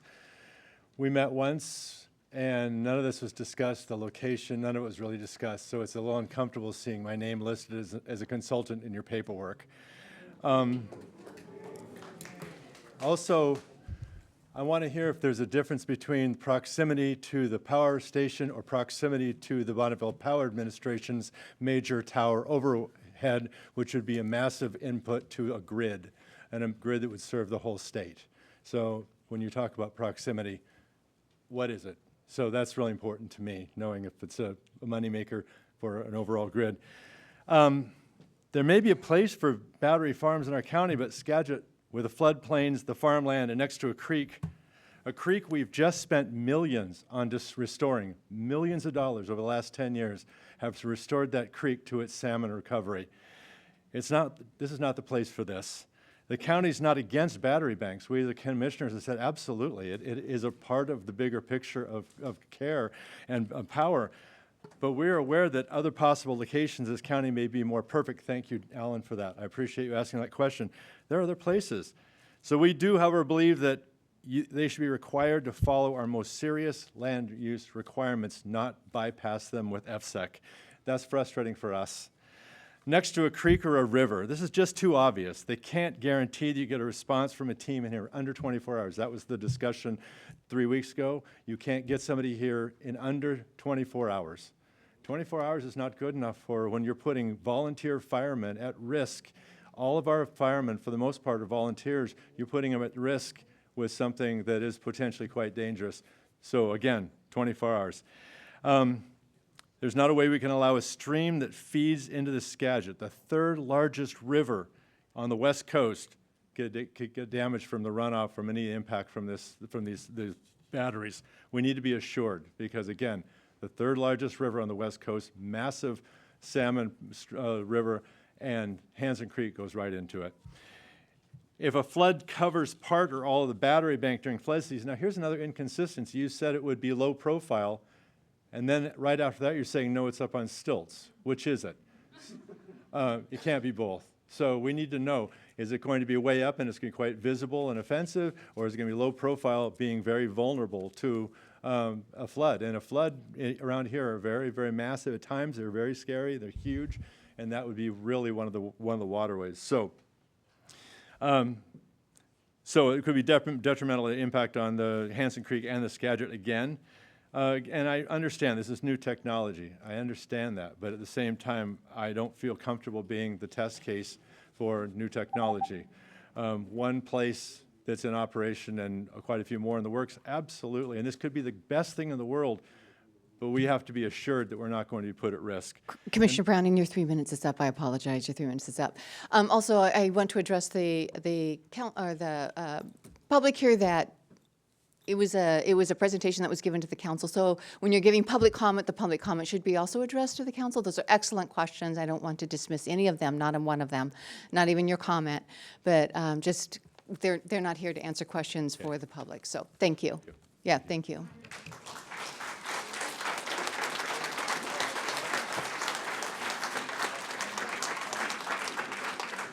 Connie Cryer.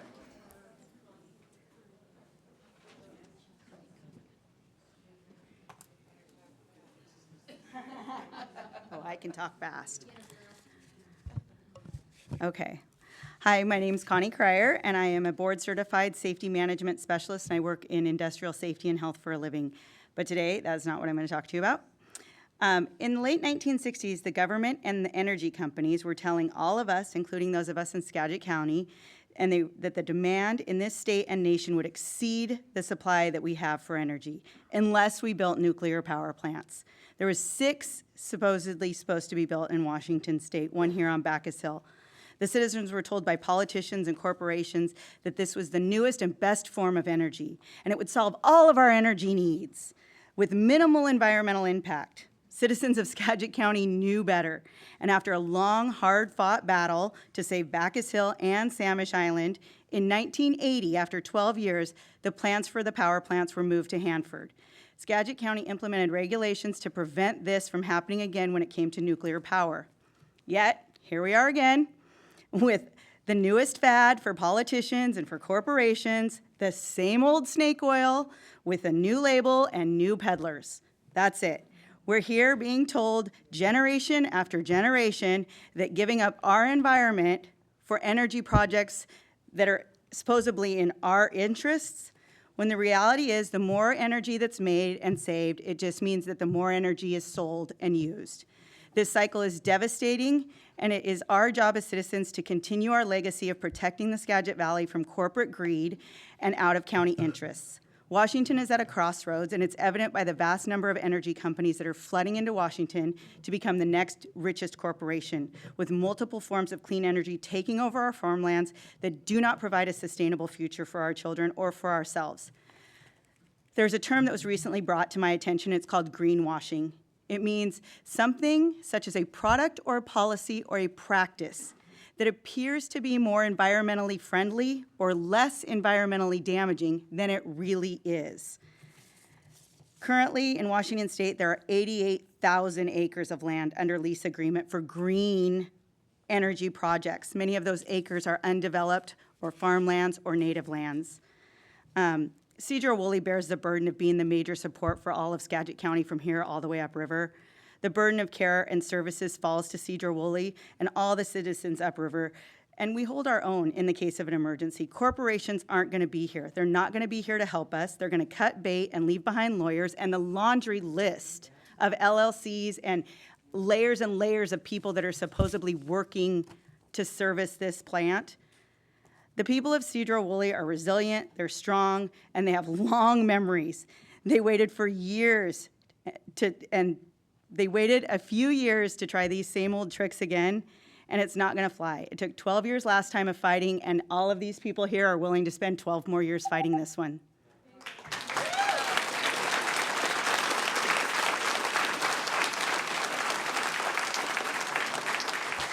Scott Patterson. Hi, everybody. Thanks for coming. My name's Scott Patterson. I'm just a concerned citizen. I don't have a long list of qualifications, but the first thing I want to do is thank you folks for saying everything that I was going to stand up here and say. And I mean, I was raised in this valley. I raised my kids. My kids are raising their kids right next door to this place. And I don't believe a thing about it being safe. There's just too many potential problems, and we really think you can find another place for it. I'm going to give up the rest of my time. There's 40 people that signed up. That's 2 hours. Thank you. Thank you. Judy Hagas.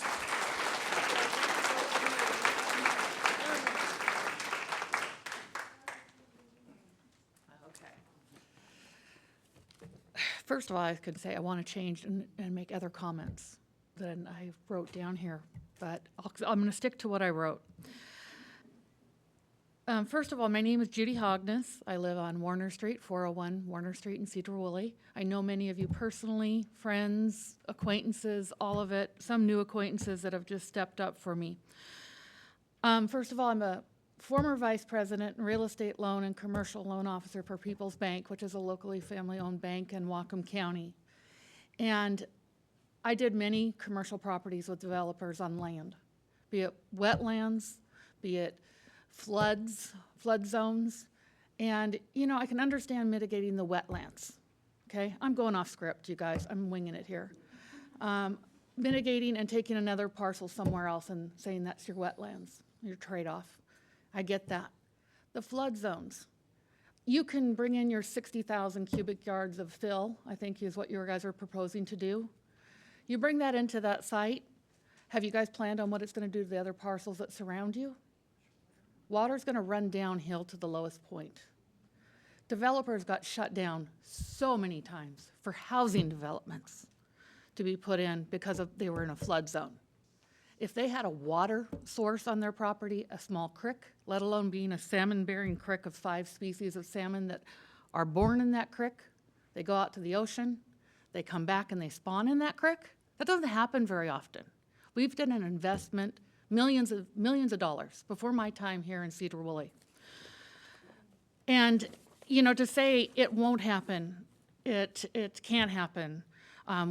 It just is amazing to me. My mind is scrambled from this meeting already. But the biggest thing, when a commercial developer came in, I'm going to go fast here, is he or she would come in and he'd have a plan. He'd have a business model. He knew what he was going to make, how many homes, what style homes, how much they were going to go for, what his profit was going to be. You guys are saying, well, we don't have all of our business model together quite yet. We don't have our fire safety plan issued yet. But you guys take the risk in the community. We'll let you know what we come up with. And as our Commissioner Patterson, he mentioned that Browning, Commissioner Browning, I'm sorry, Browning, that we're a volunteer base. I don't know if you guys know what that is. Our community steps up and volunteers their time to go fight battles of house fires, emergencies in our town. And when they have to go out and fight your battle, our town is going to be limited and exposed and just at risk. We won't have the coverage that we need for our community and our citizens to be safe. I'm going to shut down. I didn't say anything I wrote. And I'm so angry. I'm so angry. But the biggest thing now, you guys. Your time is up. Can I say one thing, Julia, please? Just give me Scotty's time. The time is now for our community to stand up. You guys showed that tonight, and I appreciate every butt in a seat. If you don't talk, I don't care. But I don't want you guys to think you can come in here and first of all take our egg land, then you jeopardize our waterways, our water source, you jeopardize our wildlife, and most of all, you jeopardize the citizens, 10,000 over what's in this room. And we're the community that's going to take on all the risks. Okay, thank you. Okay. And I'm sorry. Thank you. So Matt Phillips. Matt Phillips, and a reminder, you're addressing the council. I'm sorry. I wanted to make eye contact. Okay. No Matt Phillips? Okay, how about Matt Steinman?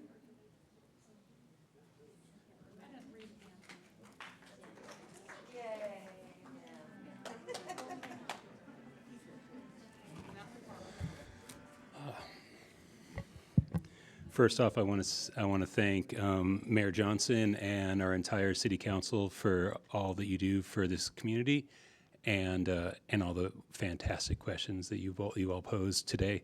I think there's a lot of people who had, like we all talked about, had more questions than answers, which is concerning. But thank you for the enlightening questions. So again, my name is Matt Steinman. I'm a 5th generation Skagitonian. I've been farming organically here in Skagit for more than 20 years. I currently manage more than 200 acres of organic farmland, the majority of which is just downstream from the proposed site. Hanson Creek goes through our farm for almost a mile, and we have put substantial amounts of energy and work into sustaining and regenerating the creek and helping to bring back all 5 forms of androgynous salmon that we are now very proud to see come and spawn and go back down. Again, organic farming is, you have to work with nature. And so I'm here today, like I said, I'm a farmer, but I'm not here as a farmer today. I take that hat off. I'm here as a Skagitonian, as a father, and as a very concerned resident. And I need to speak for the land. And again, the questions have not been answered in any appropriate way. In fact, there's more questions than there were. But I want to take a step back. So more than 45 years ago, this county and the citizens endeavored to protect our #1 natural resource, which is our farmland. And the way we did that, or one of the ways that we did that, was to create the Ag NRL zoning reality. And what this does is allow us to only have 1 house per 40 acres so that a family farm can actually own enough land to be sustainable. Now, I would argue that those economics have changed in the last 40 years, and you need probably more than 40 acres if you really want to be a viable farmer. You're almost just a gentleman farmer at 40 acres anymore. But what that really does when you remove the tax burden on that land is it allows the farmer to have a cost structure that they can actually afford. Farming is more work and heart, blood, sweat, and tears. There's not a lot of profit margin in it. And so what I see here happening is we have large companies coming in and trying to swoop in on this farmland that it's not devalued from my standpoint and this community standpoint. This is our natural resource again. But it is devalued from a financial standpoint to allow farming to maintain itself in this community. Matt, I'm sorry, your time is up. Thank you. Thank you. But Sally Carlson? thank you, Council. I appreciate it. Council, Mayor, community. I'm Sally Carlson. My parents were graduates of the high school here in 1952 and 53. My grandparents and my mom grew up just down the road from where this proposed site is. My grandfather fished on the Skagit for salmon. My parents, grandparents, my great-grandparents are all buried here on this land. My kids, my grandkids live here. The people who serve on this council, our county commissioners, and our other elected officials, they make the laws and rules for our people. We elect them to do this. The people on the FSEC committee were appointed. They are steamrolling these energy projects through without regard for the residents of this valley. They're using our farmland, taking away housing, endangering our wildlife, and our drinking water. That's concerning. This is government overreach. It's overreaching our city and county regulations and laws without due diligence. Tenaska has farmed out parts of this application process to contractors who have obviously never stepped foot on that parcel of land. To read these reports, you would think that it's a desolate parcel of land, barren. Quite the opposite. Hanson Creek is a living, breathing stream with salmon. It provides for the nearby nesting eagles. It provides for the deer that cross that land. It provides for our elk herd here in this valley. Lithium batteries are not the solution. They are a Band-Aid. They destroy more of our environment to produce these toxic things. A battery storage site does not belong on this productive rural community land. So stop the insanity. All right, thank you. Al Chandler? Al Chandler?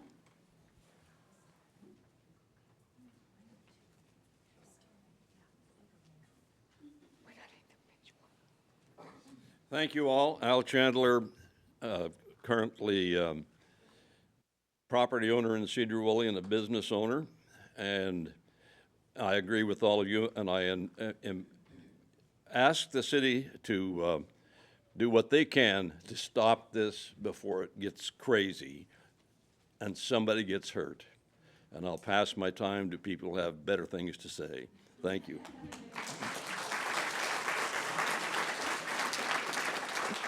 Thank you. Lance Hansen.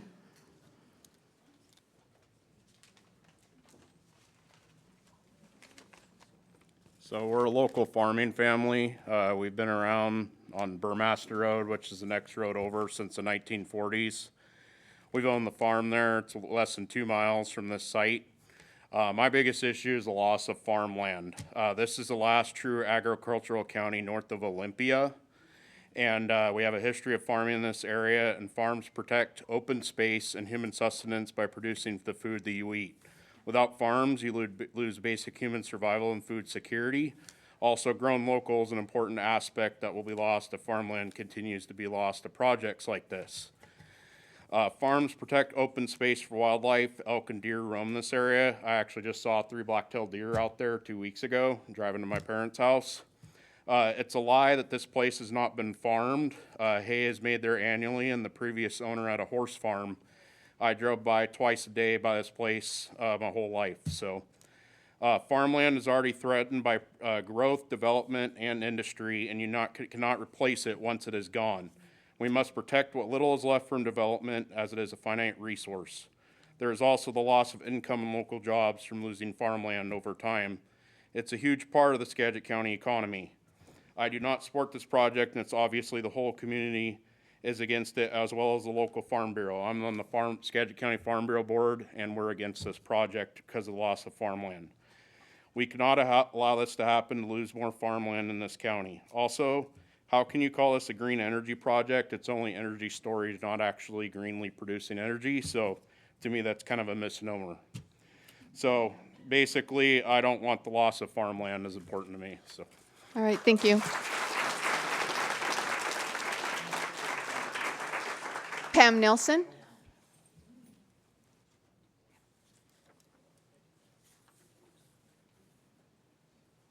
Hi, I'm Pam Nelson. I live at 29252 Hohen Road, the property just south of the proposed property, only on the other side of Hohen Road. Hanson Creek runs through our property. My son Matt was just here speaking, so I don't want to repeat the 5 generations and all the farmland. But the wildlife, the creek, the salmon, the birds, the deer, the coyotes, the beaver, it's amazing what comes through there and how beautiful it is.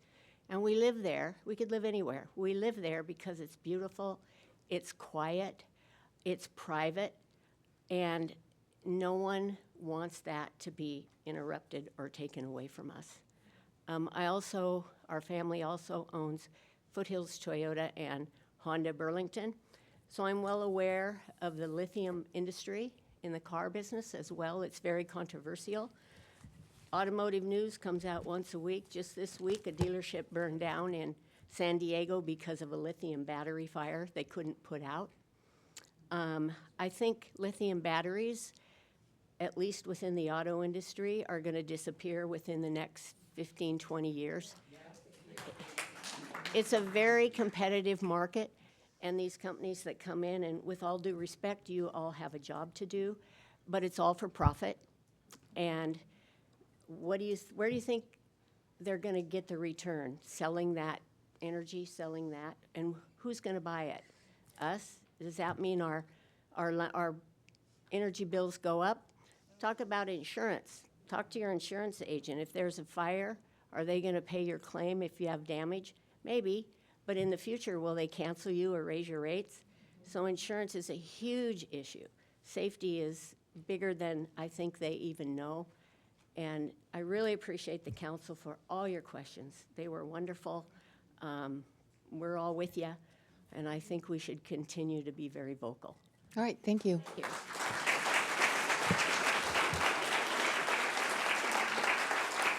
Cindy Chandler?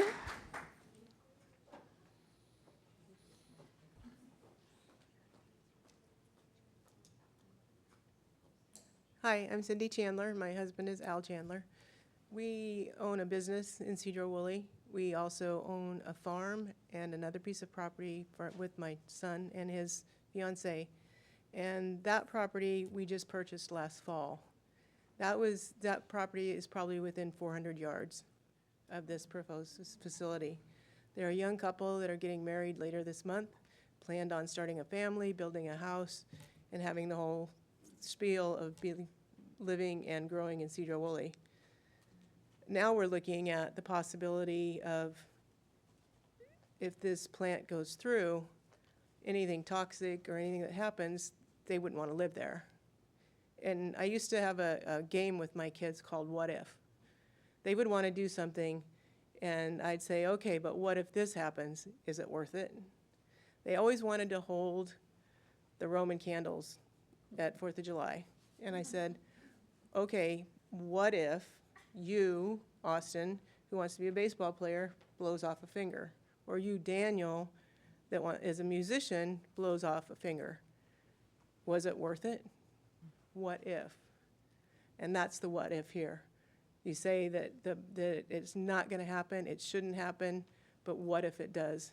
Is it worth it to these families, to these farmlands, to the people? What if? Thank you.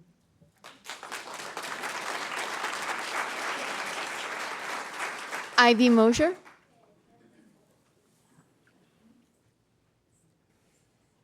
Good evening, thank you.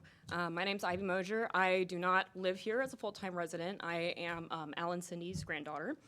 I do, however, my little brother and I do own a piece of land that is within 3 miles of where the battery station will be placed, potentially. And, I mean, notwithstanding, obviously, all of the environmental impacts, just the economic impact that it's going to have on people like us who have these investments for us, that we aren't going to get Social Security when we're older. They've told us that we're not going to get benefits. We need things, right? We can't have things that are given to us thrown away that we need for our future, because there's environmentally, economically, for me and my little brother, there's going to be nothing. And we're very privileged. Anyone in this community who has something like that, who doesn't have also any other external way of supporting themselves in the future, what are they going to do? You know, what are people of my generation, the younger generations, going to do? Thank you. Thank you, Ivy. Peggy Syrian? Peggy Syrian? Okay. Isabel Warner? Oh, I signed the wrong paper. Okay.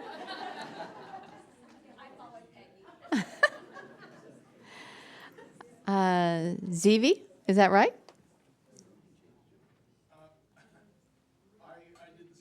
All right. We're moving right through this list. Scott Schuler?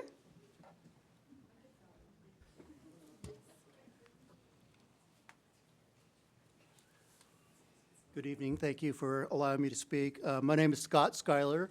I'm the policy rep for the Upper Skagit Indian Tribe. It's a pleasure to be here. Thank you.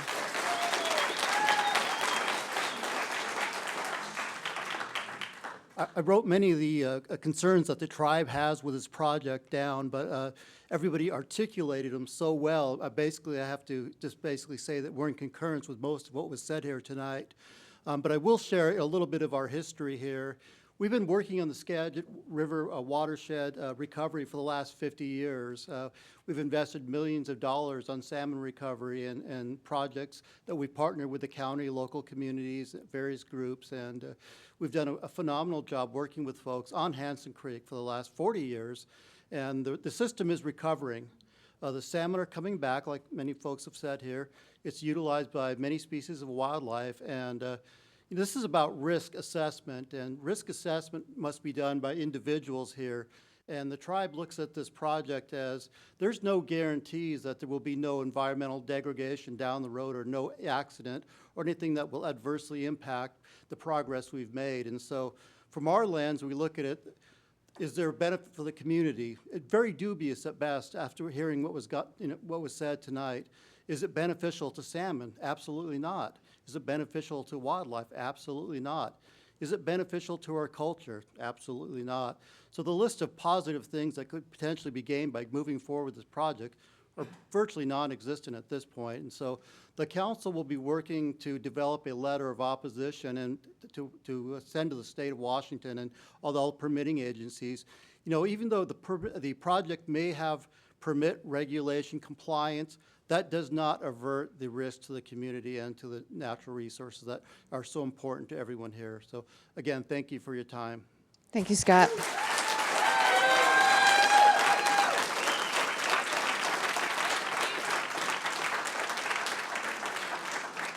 Mina Kua? Dennis Allison? Okay. Stephanie Estrada?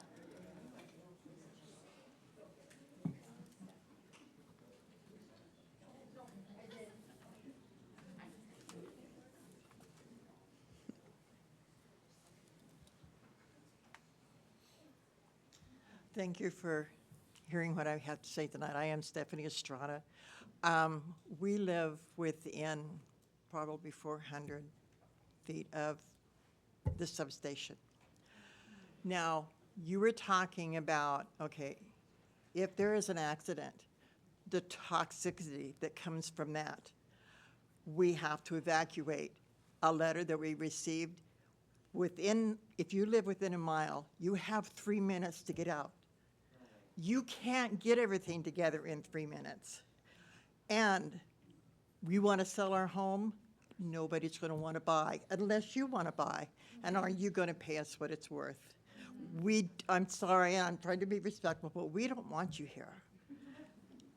Thank you. All right, thank you.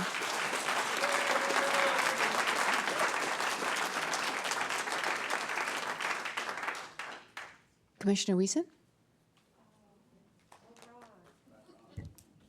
Yeah, thank you very much. Ron Wiesen, Skagit County Commissioner. I really appreciate all the great questions the council had tonight. I think you did a very good job explaining the concerns that I've heard from the community, and you definitely voiced it very well. I think want to comment a little bit on the AOI that the county staff had presented. This had never been come to the county commissioners to make any decision on. What the county staff did, they had a pre-app meeting, and these are the things, the steps you have to do to get this kind of project moving forward.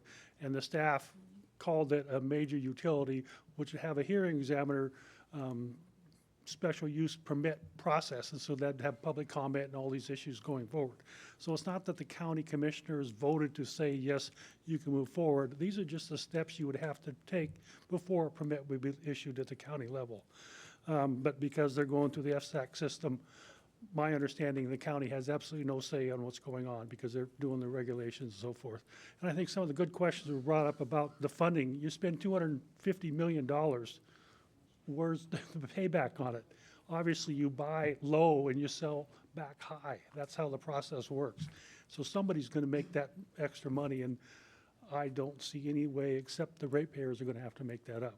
But the other thing people need to realize, Puget Sound Energy, we've had some projects that they're trying to do up by the Port of Skagit, and the developers have been told that Puget Sound Energy is not able to guarantee the amount of power that those companies want to have in the future.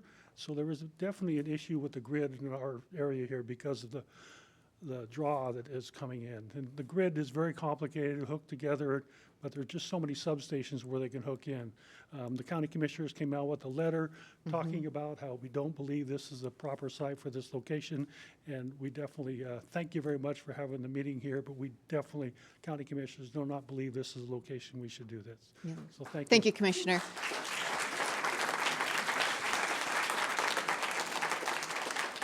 And that statement is on your website. We have all read it.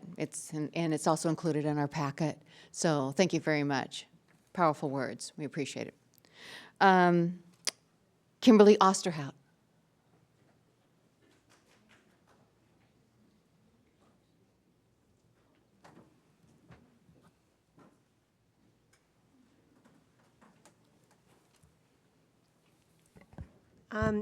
My first thought was, if there happened to be a leakage, we have within a small radius, we've got Lyman all the way to our high school. We have 6 schools of kids. And with all of those kids, if there is a leakage and they were in the schools, the bus drivers would have to get to the bus yard, would have to load all their stuff that they have to do, drive to the school, pick up the kids, take them home. Then they have to go back for their second group of kids and do the same thing. And my thought was, how long is it going to take for you to take care of the toxins or if there's a fire for our poor kids? So I was just thinking about the kids. Thank you.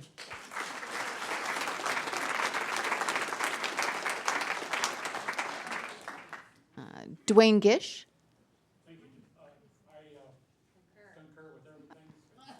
All right. Fantastic, thank you. Jean Fleury? No? Okay, okay.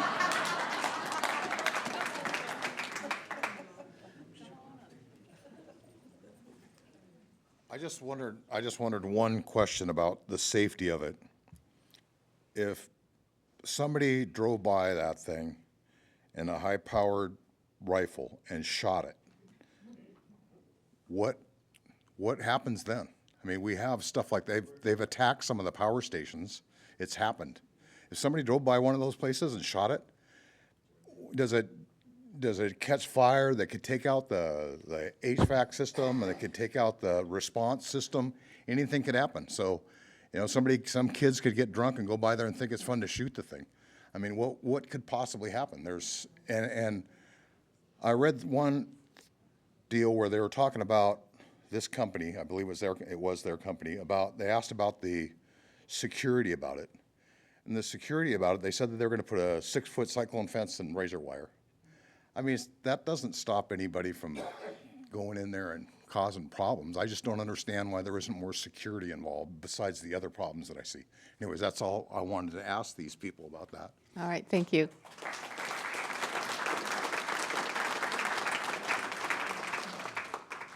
Aaron Spolstra? Am I saying that name correctly? All right. And then right below it is Akin, and I can't make out the last name, the spelling, I apologize. Tools? Is there a Kin in the house? Okay, moving on to Madeline Chandler.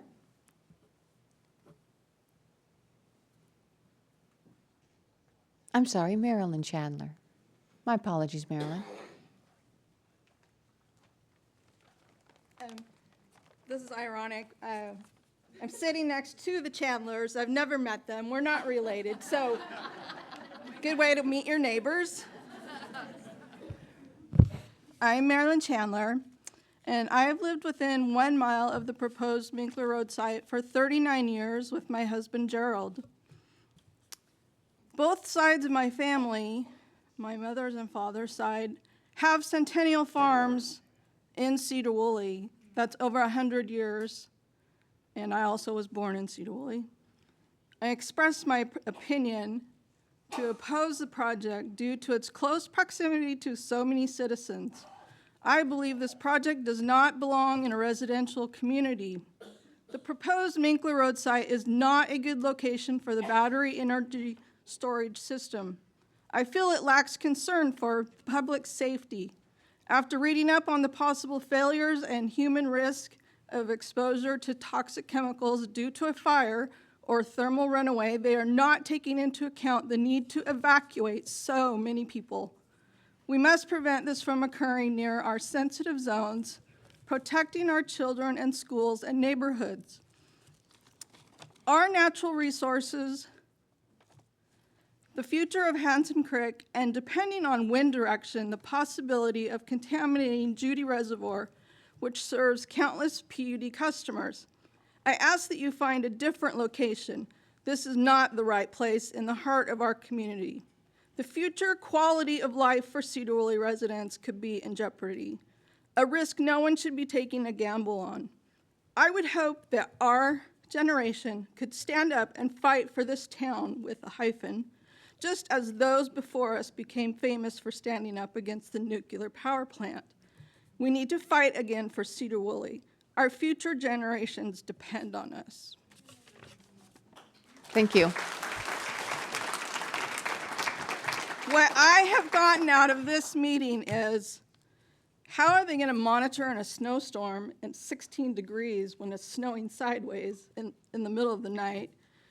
And the wind, there was a windstorm once, my husband is a firefighter, that the power poles on Minkler Road went over across the road, and they were up for 24 hours with no sleep, going to call after call after call.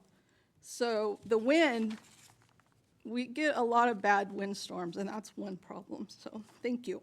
All right, thank you.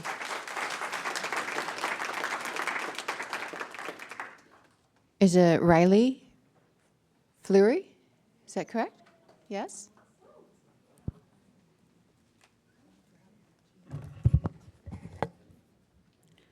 Can you hear me? Am I close enough?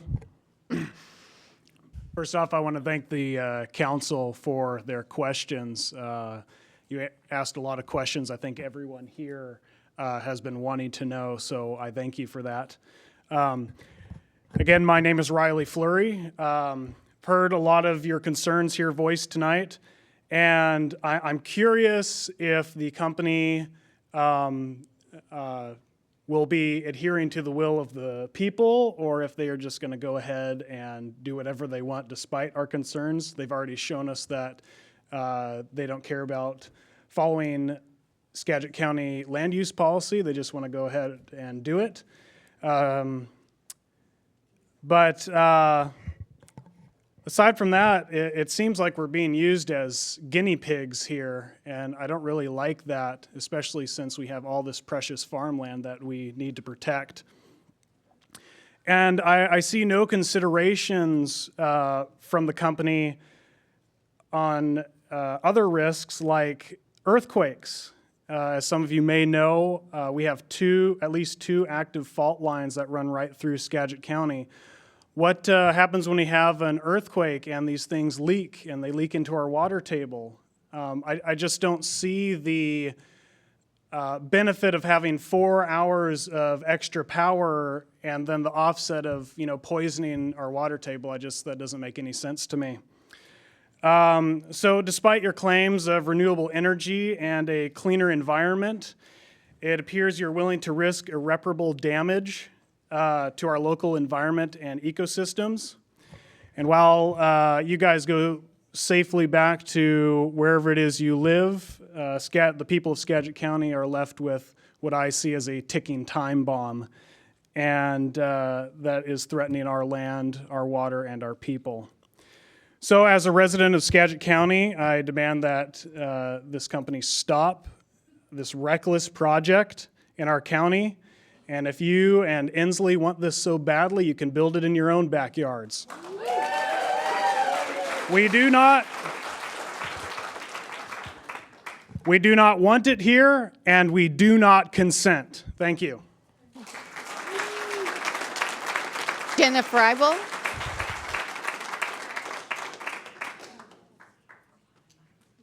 Jenna Freibel. Okay. Okay. Thank you. Ooh. Okay, thanks. Jenna Freeble, Skagit Drainage and Irrigation Consortium. I echo everybody's concerns about overriding county and Sedro-Woolley policy, land use policies. There are checks and balances, even for state agencies and task force and the Growth Management Act, that would require the state and the committee to consider fair and equally farmland protection, both at the state level and the local level, and I would encourage you guys to pursue state authorities to protect farmland. Also, just to sort of come back to our the floodplain issues, the siting selection, the floodplain is a poor decision. As you guys know, we've been negotiating safe levels of flood storage at Ross for 4 years. We've made several presentations to the county. As part of those negotiations, state, federal, and local tribal governments have raised significant concerns that the additional flood storage would be used to encourage unwanted development and growth in our natural resources lands, not just the critical areas, the salmon streams, but also the floodplain and the farmland. So this is something we've heard loud and clear.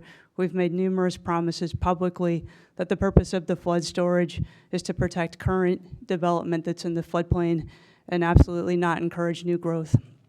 Thanks. Thank you.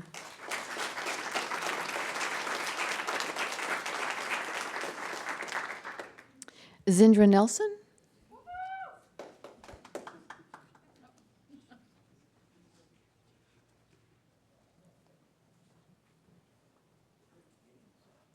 Thank you, Mayor. Thank you, Mayor and Council, for listening to us tonight. My name is Zindra Nelson. I'm a resident of Skagit County. I've raised 9 kids here. Part of them are still at home. I strongly oppose the battery plant going into Sedro-Woolley. I run a couple of programs, or I help run a couple of programs, homeschool programs that meet in Sedro-Woolley, and I have kids that work here in Sedro-Woolley, and I'm concerned about the toxicity as well as evacuation. I had heard that, there's like a 3-minute window to get out of the immediate zone. Where our homeschool co-op meets is Inspire Church. Our homeschool co-op is about 100 families. We have 325 people in attendance. There are 225 children on any given Friday during the school year that meet at this co-op at Inspire Church, and we are just down the road, just down the road from the substation. So I'm concerned about evacuation and whether or not we'd need to shelter in place. So I'd consider us an extra school that is in the evacuation zone. With that in mind, we would need, sorry, I'm nervous. We would need appropriate emergency training for myself, my leadership, and all of the families that attend. The assessment, we would also need the assessment for appropriate emergency response equipment and supplies if the shelter in place is required. We do not have access to public funds. We are homeschoolers, so we don't have any of the notifications or anything that comes normally that the school districts receive. So that would cause extra financial expenses we don't really have the supplies, the means, we don't have the preparedness for that. So yeah, if this were to go into effect, I would like our homeschool co-op to be included in the emergency preparedness plans. And I expect that any communications or accommodations that are made for local public schools also be made for our homeschool co-op, which is called First Class Skagit County. I am concerned about evacuation. I'm also concerned about toxicity. When you look at what the CDC says is, with the hydrogen fluoride, that if it gets moist, wet, if it rains, the acid rain aspect of things, if it's, they say that it's this type of battery or it won't be this, they haven't told us which kind of battery it is, so we don't know which version of toxicity it will be. But if you go to the CDC's website, they talk about if it gets in your eyes, you'll go blind. If it gets on your skin, major burning and blisters. If it's internalized, you can drown from your lungs being filled up with water. So go to the CDC's website and look at the chemical stuff. You'll find some really interesting information there. Anyway, I yield my whole 3 seconds of time. Thank you.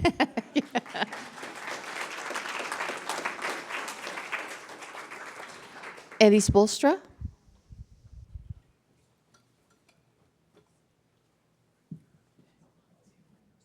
No Eddie? Val Mullen.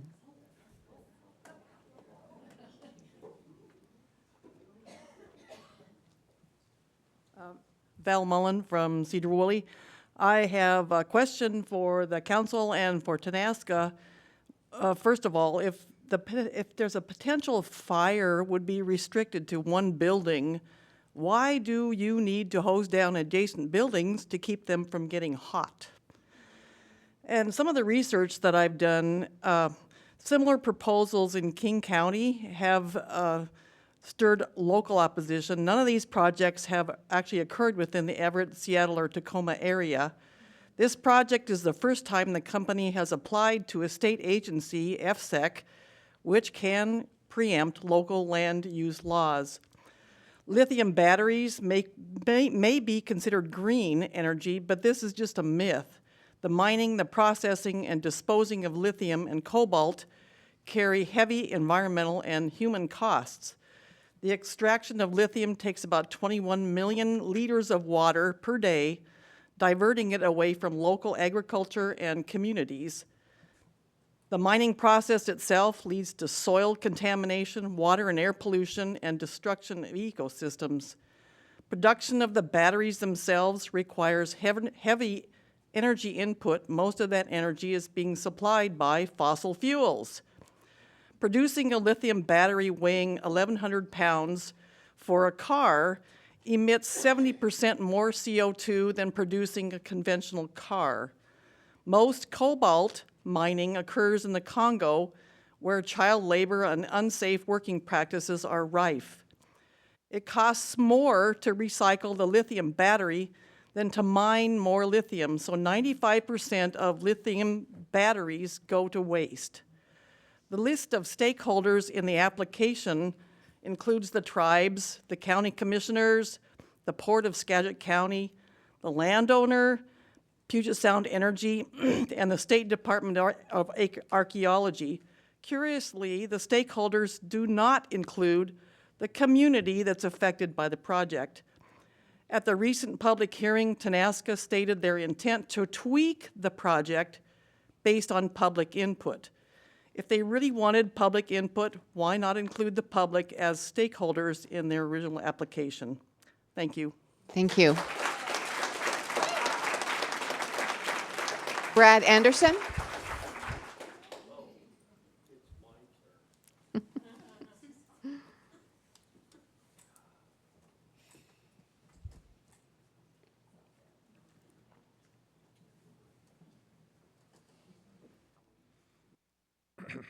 Well, listen to this dude over here talk about safety with this particular thing. It's like listening to a Boeing exec tell me about where all the emergency doors are when the plane crashes.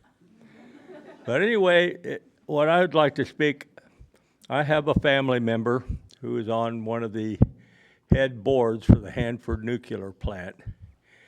And 30 years ago, when I visited him over in Kennewick, he was quite excited. He had 20 years worth of work on the books. 20 years later, I go over there and they've got 30 years work on the books, all in the development of the containment of the waste. So I'm sure what these guys must realize that technology advances. And if the technology advances while you're building one of your plants, do you stop and, like they did over in Hanford, which they're every time they build something, they have to tear it down and rebuild something else because technology has caught up with them. Do you guys plan to do the same type of procedure if you're granted the permits to operate in this county as the technology for your containment of your batteries progresses? What do? Do you change it to come up to date, or you just put it in there and say, well, we'll talk to you in 20 years? That's, anyway, yeah, you can book it back to Oklahoma or whatever. All right. Brianna Zamora? Brianna Zamora.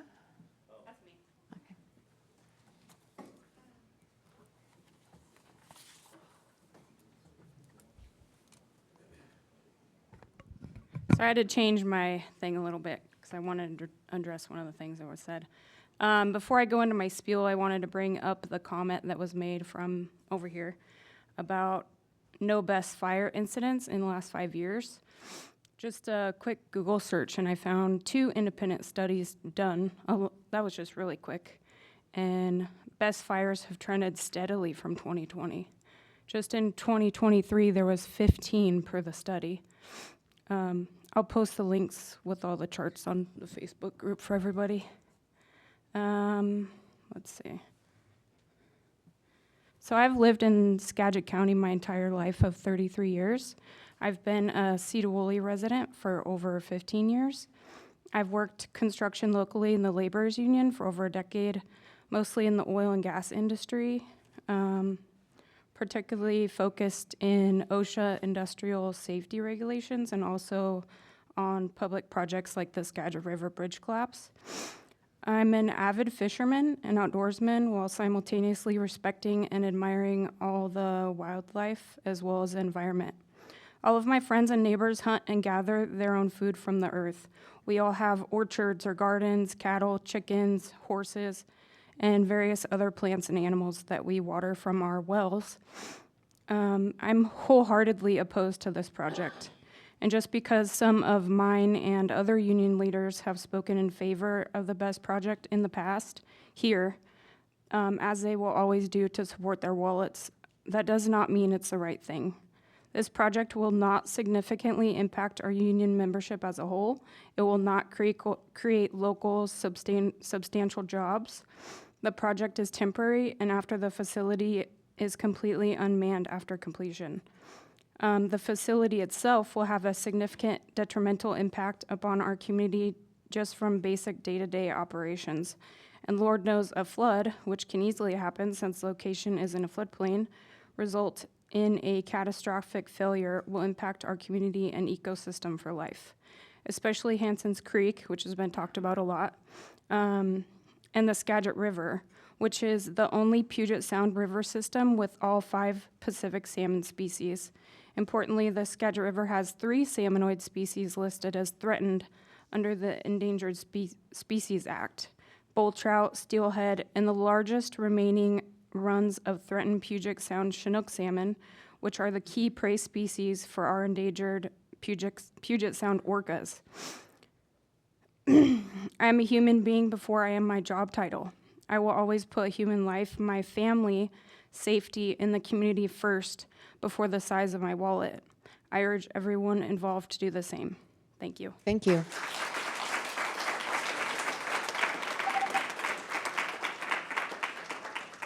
Jennifer Washington.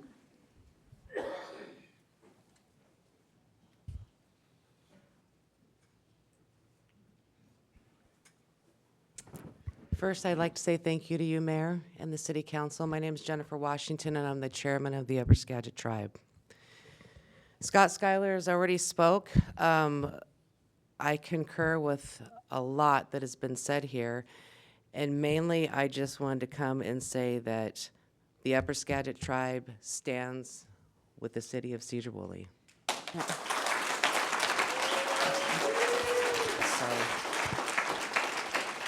I got several calls wondering why is the tribe standing by next to this. We're not. That was never said. That was not our intent. We will be drafting a letter, and we do stand with the community. I'm born, raised Sedro-Woolley. We stand with you. We're here. We will fight. We will do what we need to do, and we are strong. We are a strong community. That's it. Thank you, and have a wonderful evening. Thank you, Jennifer.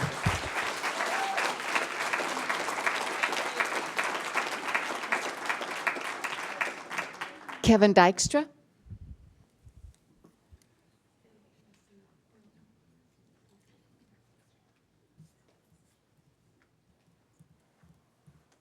Hi, excuse me. My name is Kevin Dykstra. I'd like to thank you for showing great decorum and respect in a hostile crowd. I respectfully disagree with your proposal, and council members, if there's such a thing as yielding my time, I have a question. What do we as citizens do to stop this, and/or what do we as citizens do to support you in stopping this proposal? Thank you.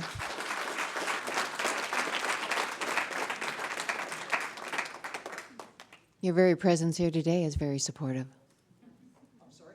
Your very presence here this evening is very supportive. Connie Miller.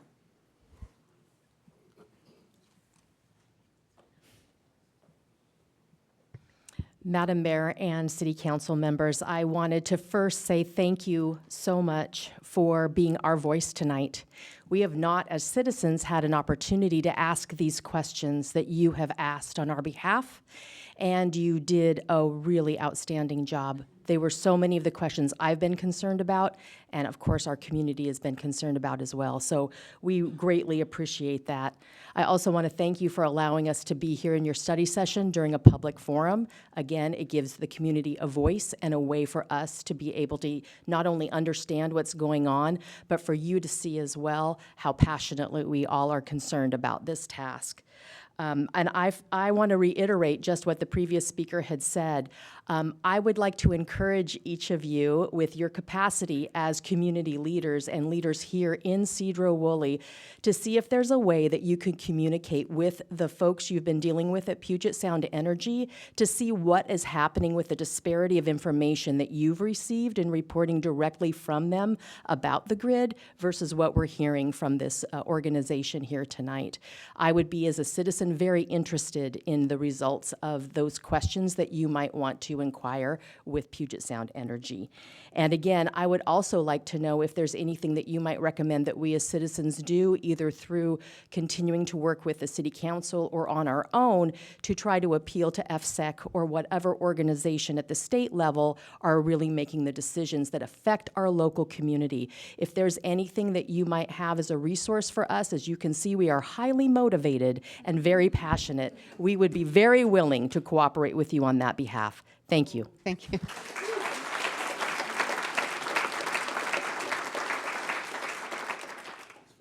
Darrell Frizzell.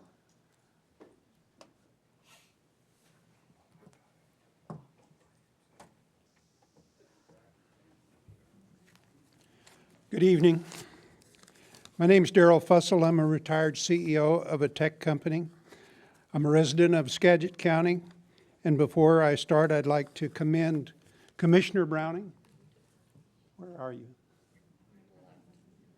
And Commissioner Wiesen for their stand publicly against this project.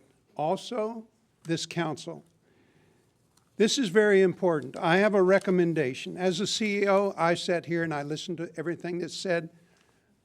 My empathy to this company over here is, I know what it is to want to expand and go somewhere else and do something. I do have a question that you don't have to answer, but how many of these projects do you have in Nebraska? I heard you say in the presentation, whether I heard it wrong or not, that the county set aside some property. And then I heard Commissioner Wiesen and Commissioner Browning refute that. I'll get back to that in just a moment. I'm not going to use all of my 3 minutes. As a CEO, I would say that your environmental study was very weak. I can't imagine anybody working for me presenting such a ill-prepared presentation. I can't imagine anybody in this room saying, sign me up. It doesn't wash.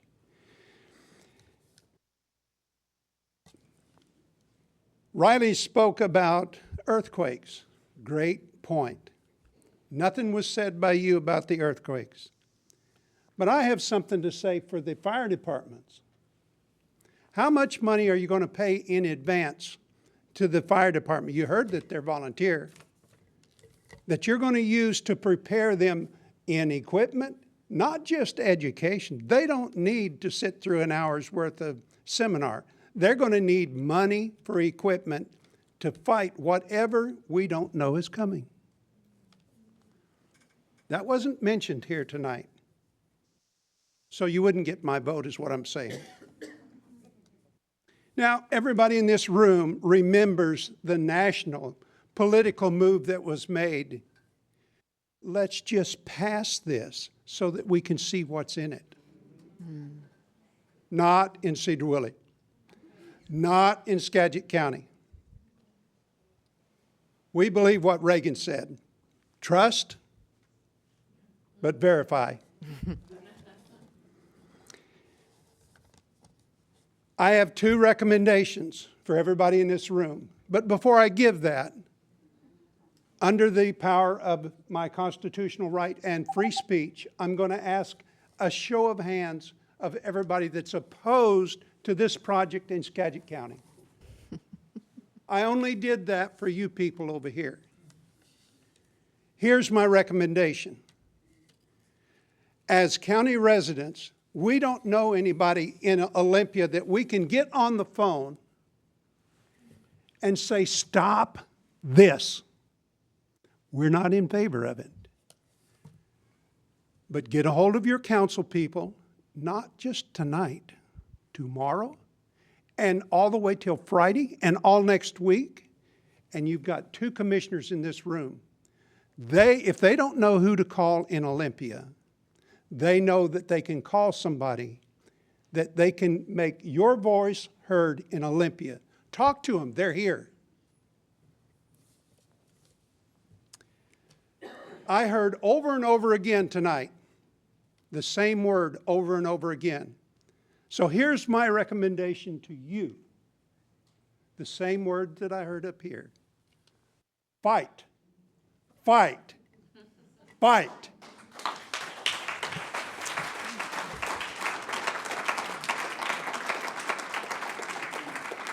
And I believe this is is it a Chris Parks and Jim Kins? Is that right?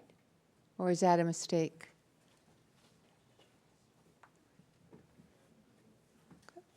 If not, that, believe it or not, concludes public comment. Yes? Sure. I don't see anybody online. Thank you. My name is Suzanne Roner. I'm somewhat of an outsider. I'm from Anacortes, but I'm here for you guys. Just to echo what Val said earlier about Tenaska trying to do this in other places, a quick search online revealed that both Renton and Covington were approached for this, so perhaps the city council can give them a call and find out their strategy for saying no to this. Another thing about the 200,000 homes for 4 hours, that's the energy this will provide. And the assumption is that Skagit County will benefit from this.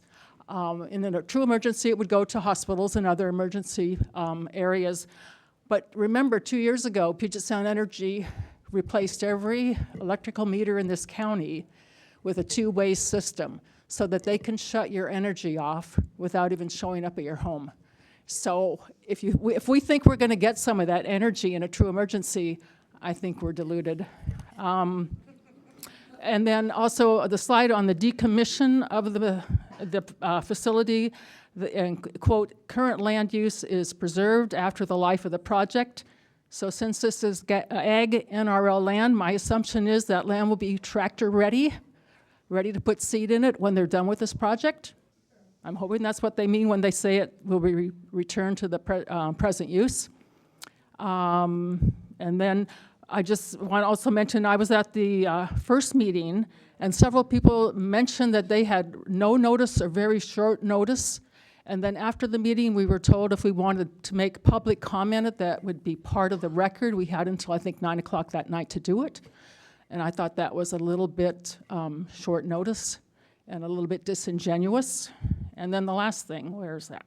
After the last meeting, I went and talked to one of the presenters who's not here tonight, but at that meeting they mentioned that since this is a major utility project, there is a conditional use in the code for that. And I went and approached that gentleman. He was an older gentleman, short in stature. He was sitting on the right-hand table as you look at at the podium up there.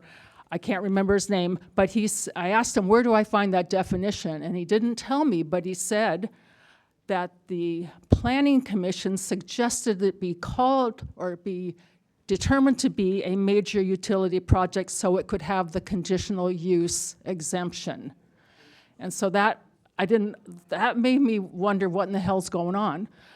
So I think it's something that, I don't know, I tried to figure out how to do something about it, but I didn't know where to look. So that's what I was told, that the Planning Commission said this should be called a major utility project so they could use conditional use. So, for what it's worth, thank you. All right, thank you.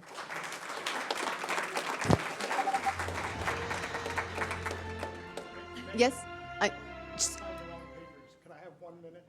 Sure. Thank you very much. Give your name and... My name is Bill Schmidt. I'm with the Skagit County Farm Bureau, and we're very concerned about the farmland. But I didn't hear one thing all night, and that's alternative rate of return. We have a lot of water, we have hydroelectric. Why can't we make our hydroelectric a little more efficient for this amount of money? Or why can't we put in another generator for the hydroelectric? I had nobody talk about alternatives here, really, and I think we're in a beautiful place for hydro. Thank you. All right, thank you.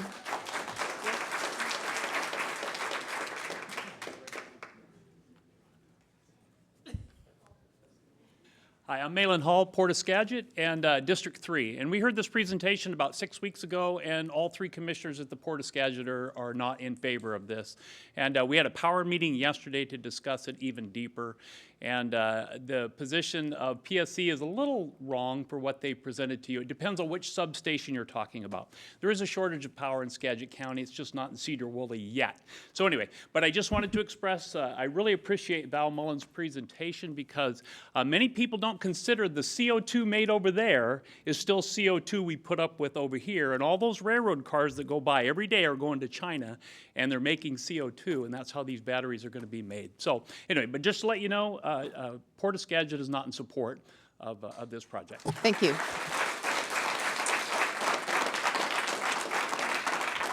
Here.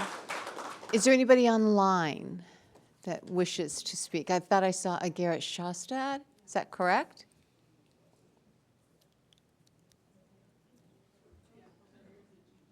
There is a guest. Gigi, please state your name. Jermaine Cornegay. Oh, hello, Jermaine. Hi, I'm sorry I couldn't change my name on there. I just had a question about, or I don't know if anyone remembers, it's basically a statement, but I don't know if anyone remembers quite a few years ago when a Tethys bottling plant was trying to come into Anacortes. And it sounds like the same deal. They tried Everett, they tried many other towns locally. For just a few jobs, they were going to put a train track across the estuary. It sounds exactly the same, and I would encourage anyone to start looking into that. We thought that Sandra Spargo was the woman behind fighting that little old lady, and we got behind her, and I remember these meetings, and we organized and got them out of here, along with former Mayor Mike Anderson, who walked in on Dean Maxwell signing something behind closed doors. So, I mean, I really feel like this is the same kind of deal all over again. But that history is there. We can just look into that. And somebody else mentioned other things that happened behind closed doors. And like, yeah. So anyways, I'm just saying this isn't the first time that we've seen this. Thank you, and Jermaine. thank you guys so much for all these questions. The questions were amazing. Thank you, Jermaine. Is there anybody else? Okay, seeing no hands are raised. That is it. That will conclude the public comment for the evening. I want to thank you all for being here tonight, for your honesty, for the support, for the love, not only the love of the city, but for the love of our community.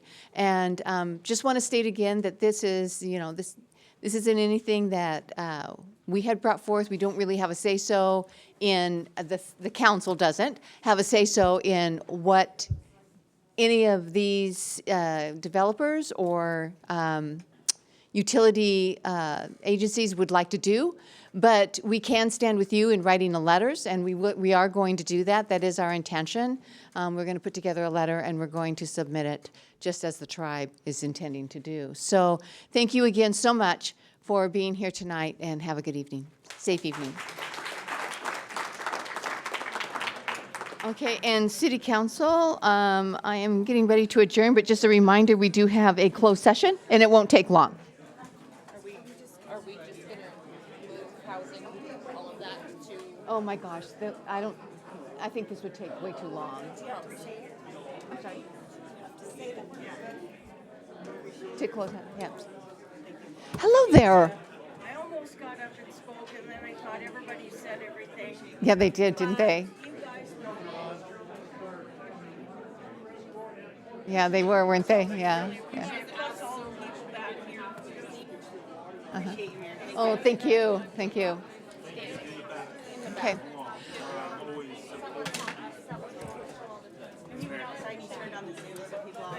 Thank you. Yeah. Yeah. They did well done. Well done. Yeah.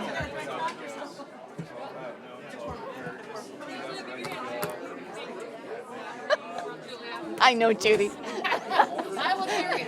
I know. Yeah. Tell us where we go next. Okay. Thank you. I like your name. Thank you. Great names. Thank you. Thank you. Yeah, absolutely. Thank you so much. I think it's great that the community is coming together like this. I wouldn't have thought that it would take.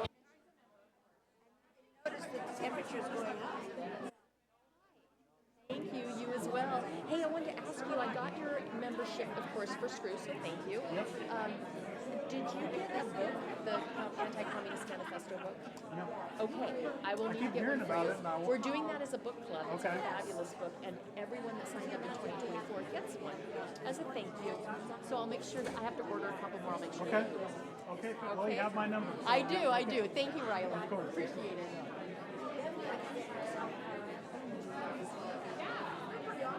Yeah, we're gonna be like, hey, wait a minute. What did you say? I thought you did a great job. I'm not asking about me. I mean about the whole thing. I think the whole thing is that people are beginning to understand our role in citizenship is, you son of a bitch, you work for us. I do. They said it's a Facebook page. I know, I gotta get on it. Are you on the Facebook page? I gotta get on it. They took me off. I need to get them. Because I never use it, so they don't. Oh. But I need to put that in the recap. Yeah, it does. No, this is exactly what we have to get going in every city about. Absolutely. And about this, you're going to tell us where you're at. The line cheating is zero. Agenda 2030. We moved it. Right. But see, that's where all the research that's coming in. And if you listen,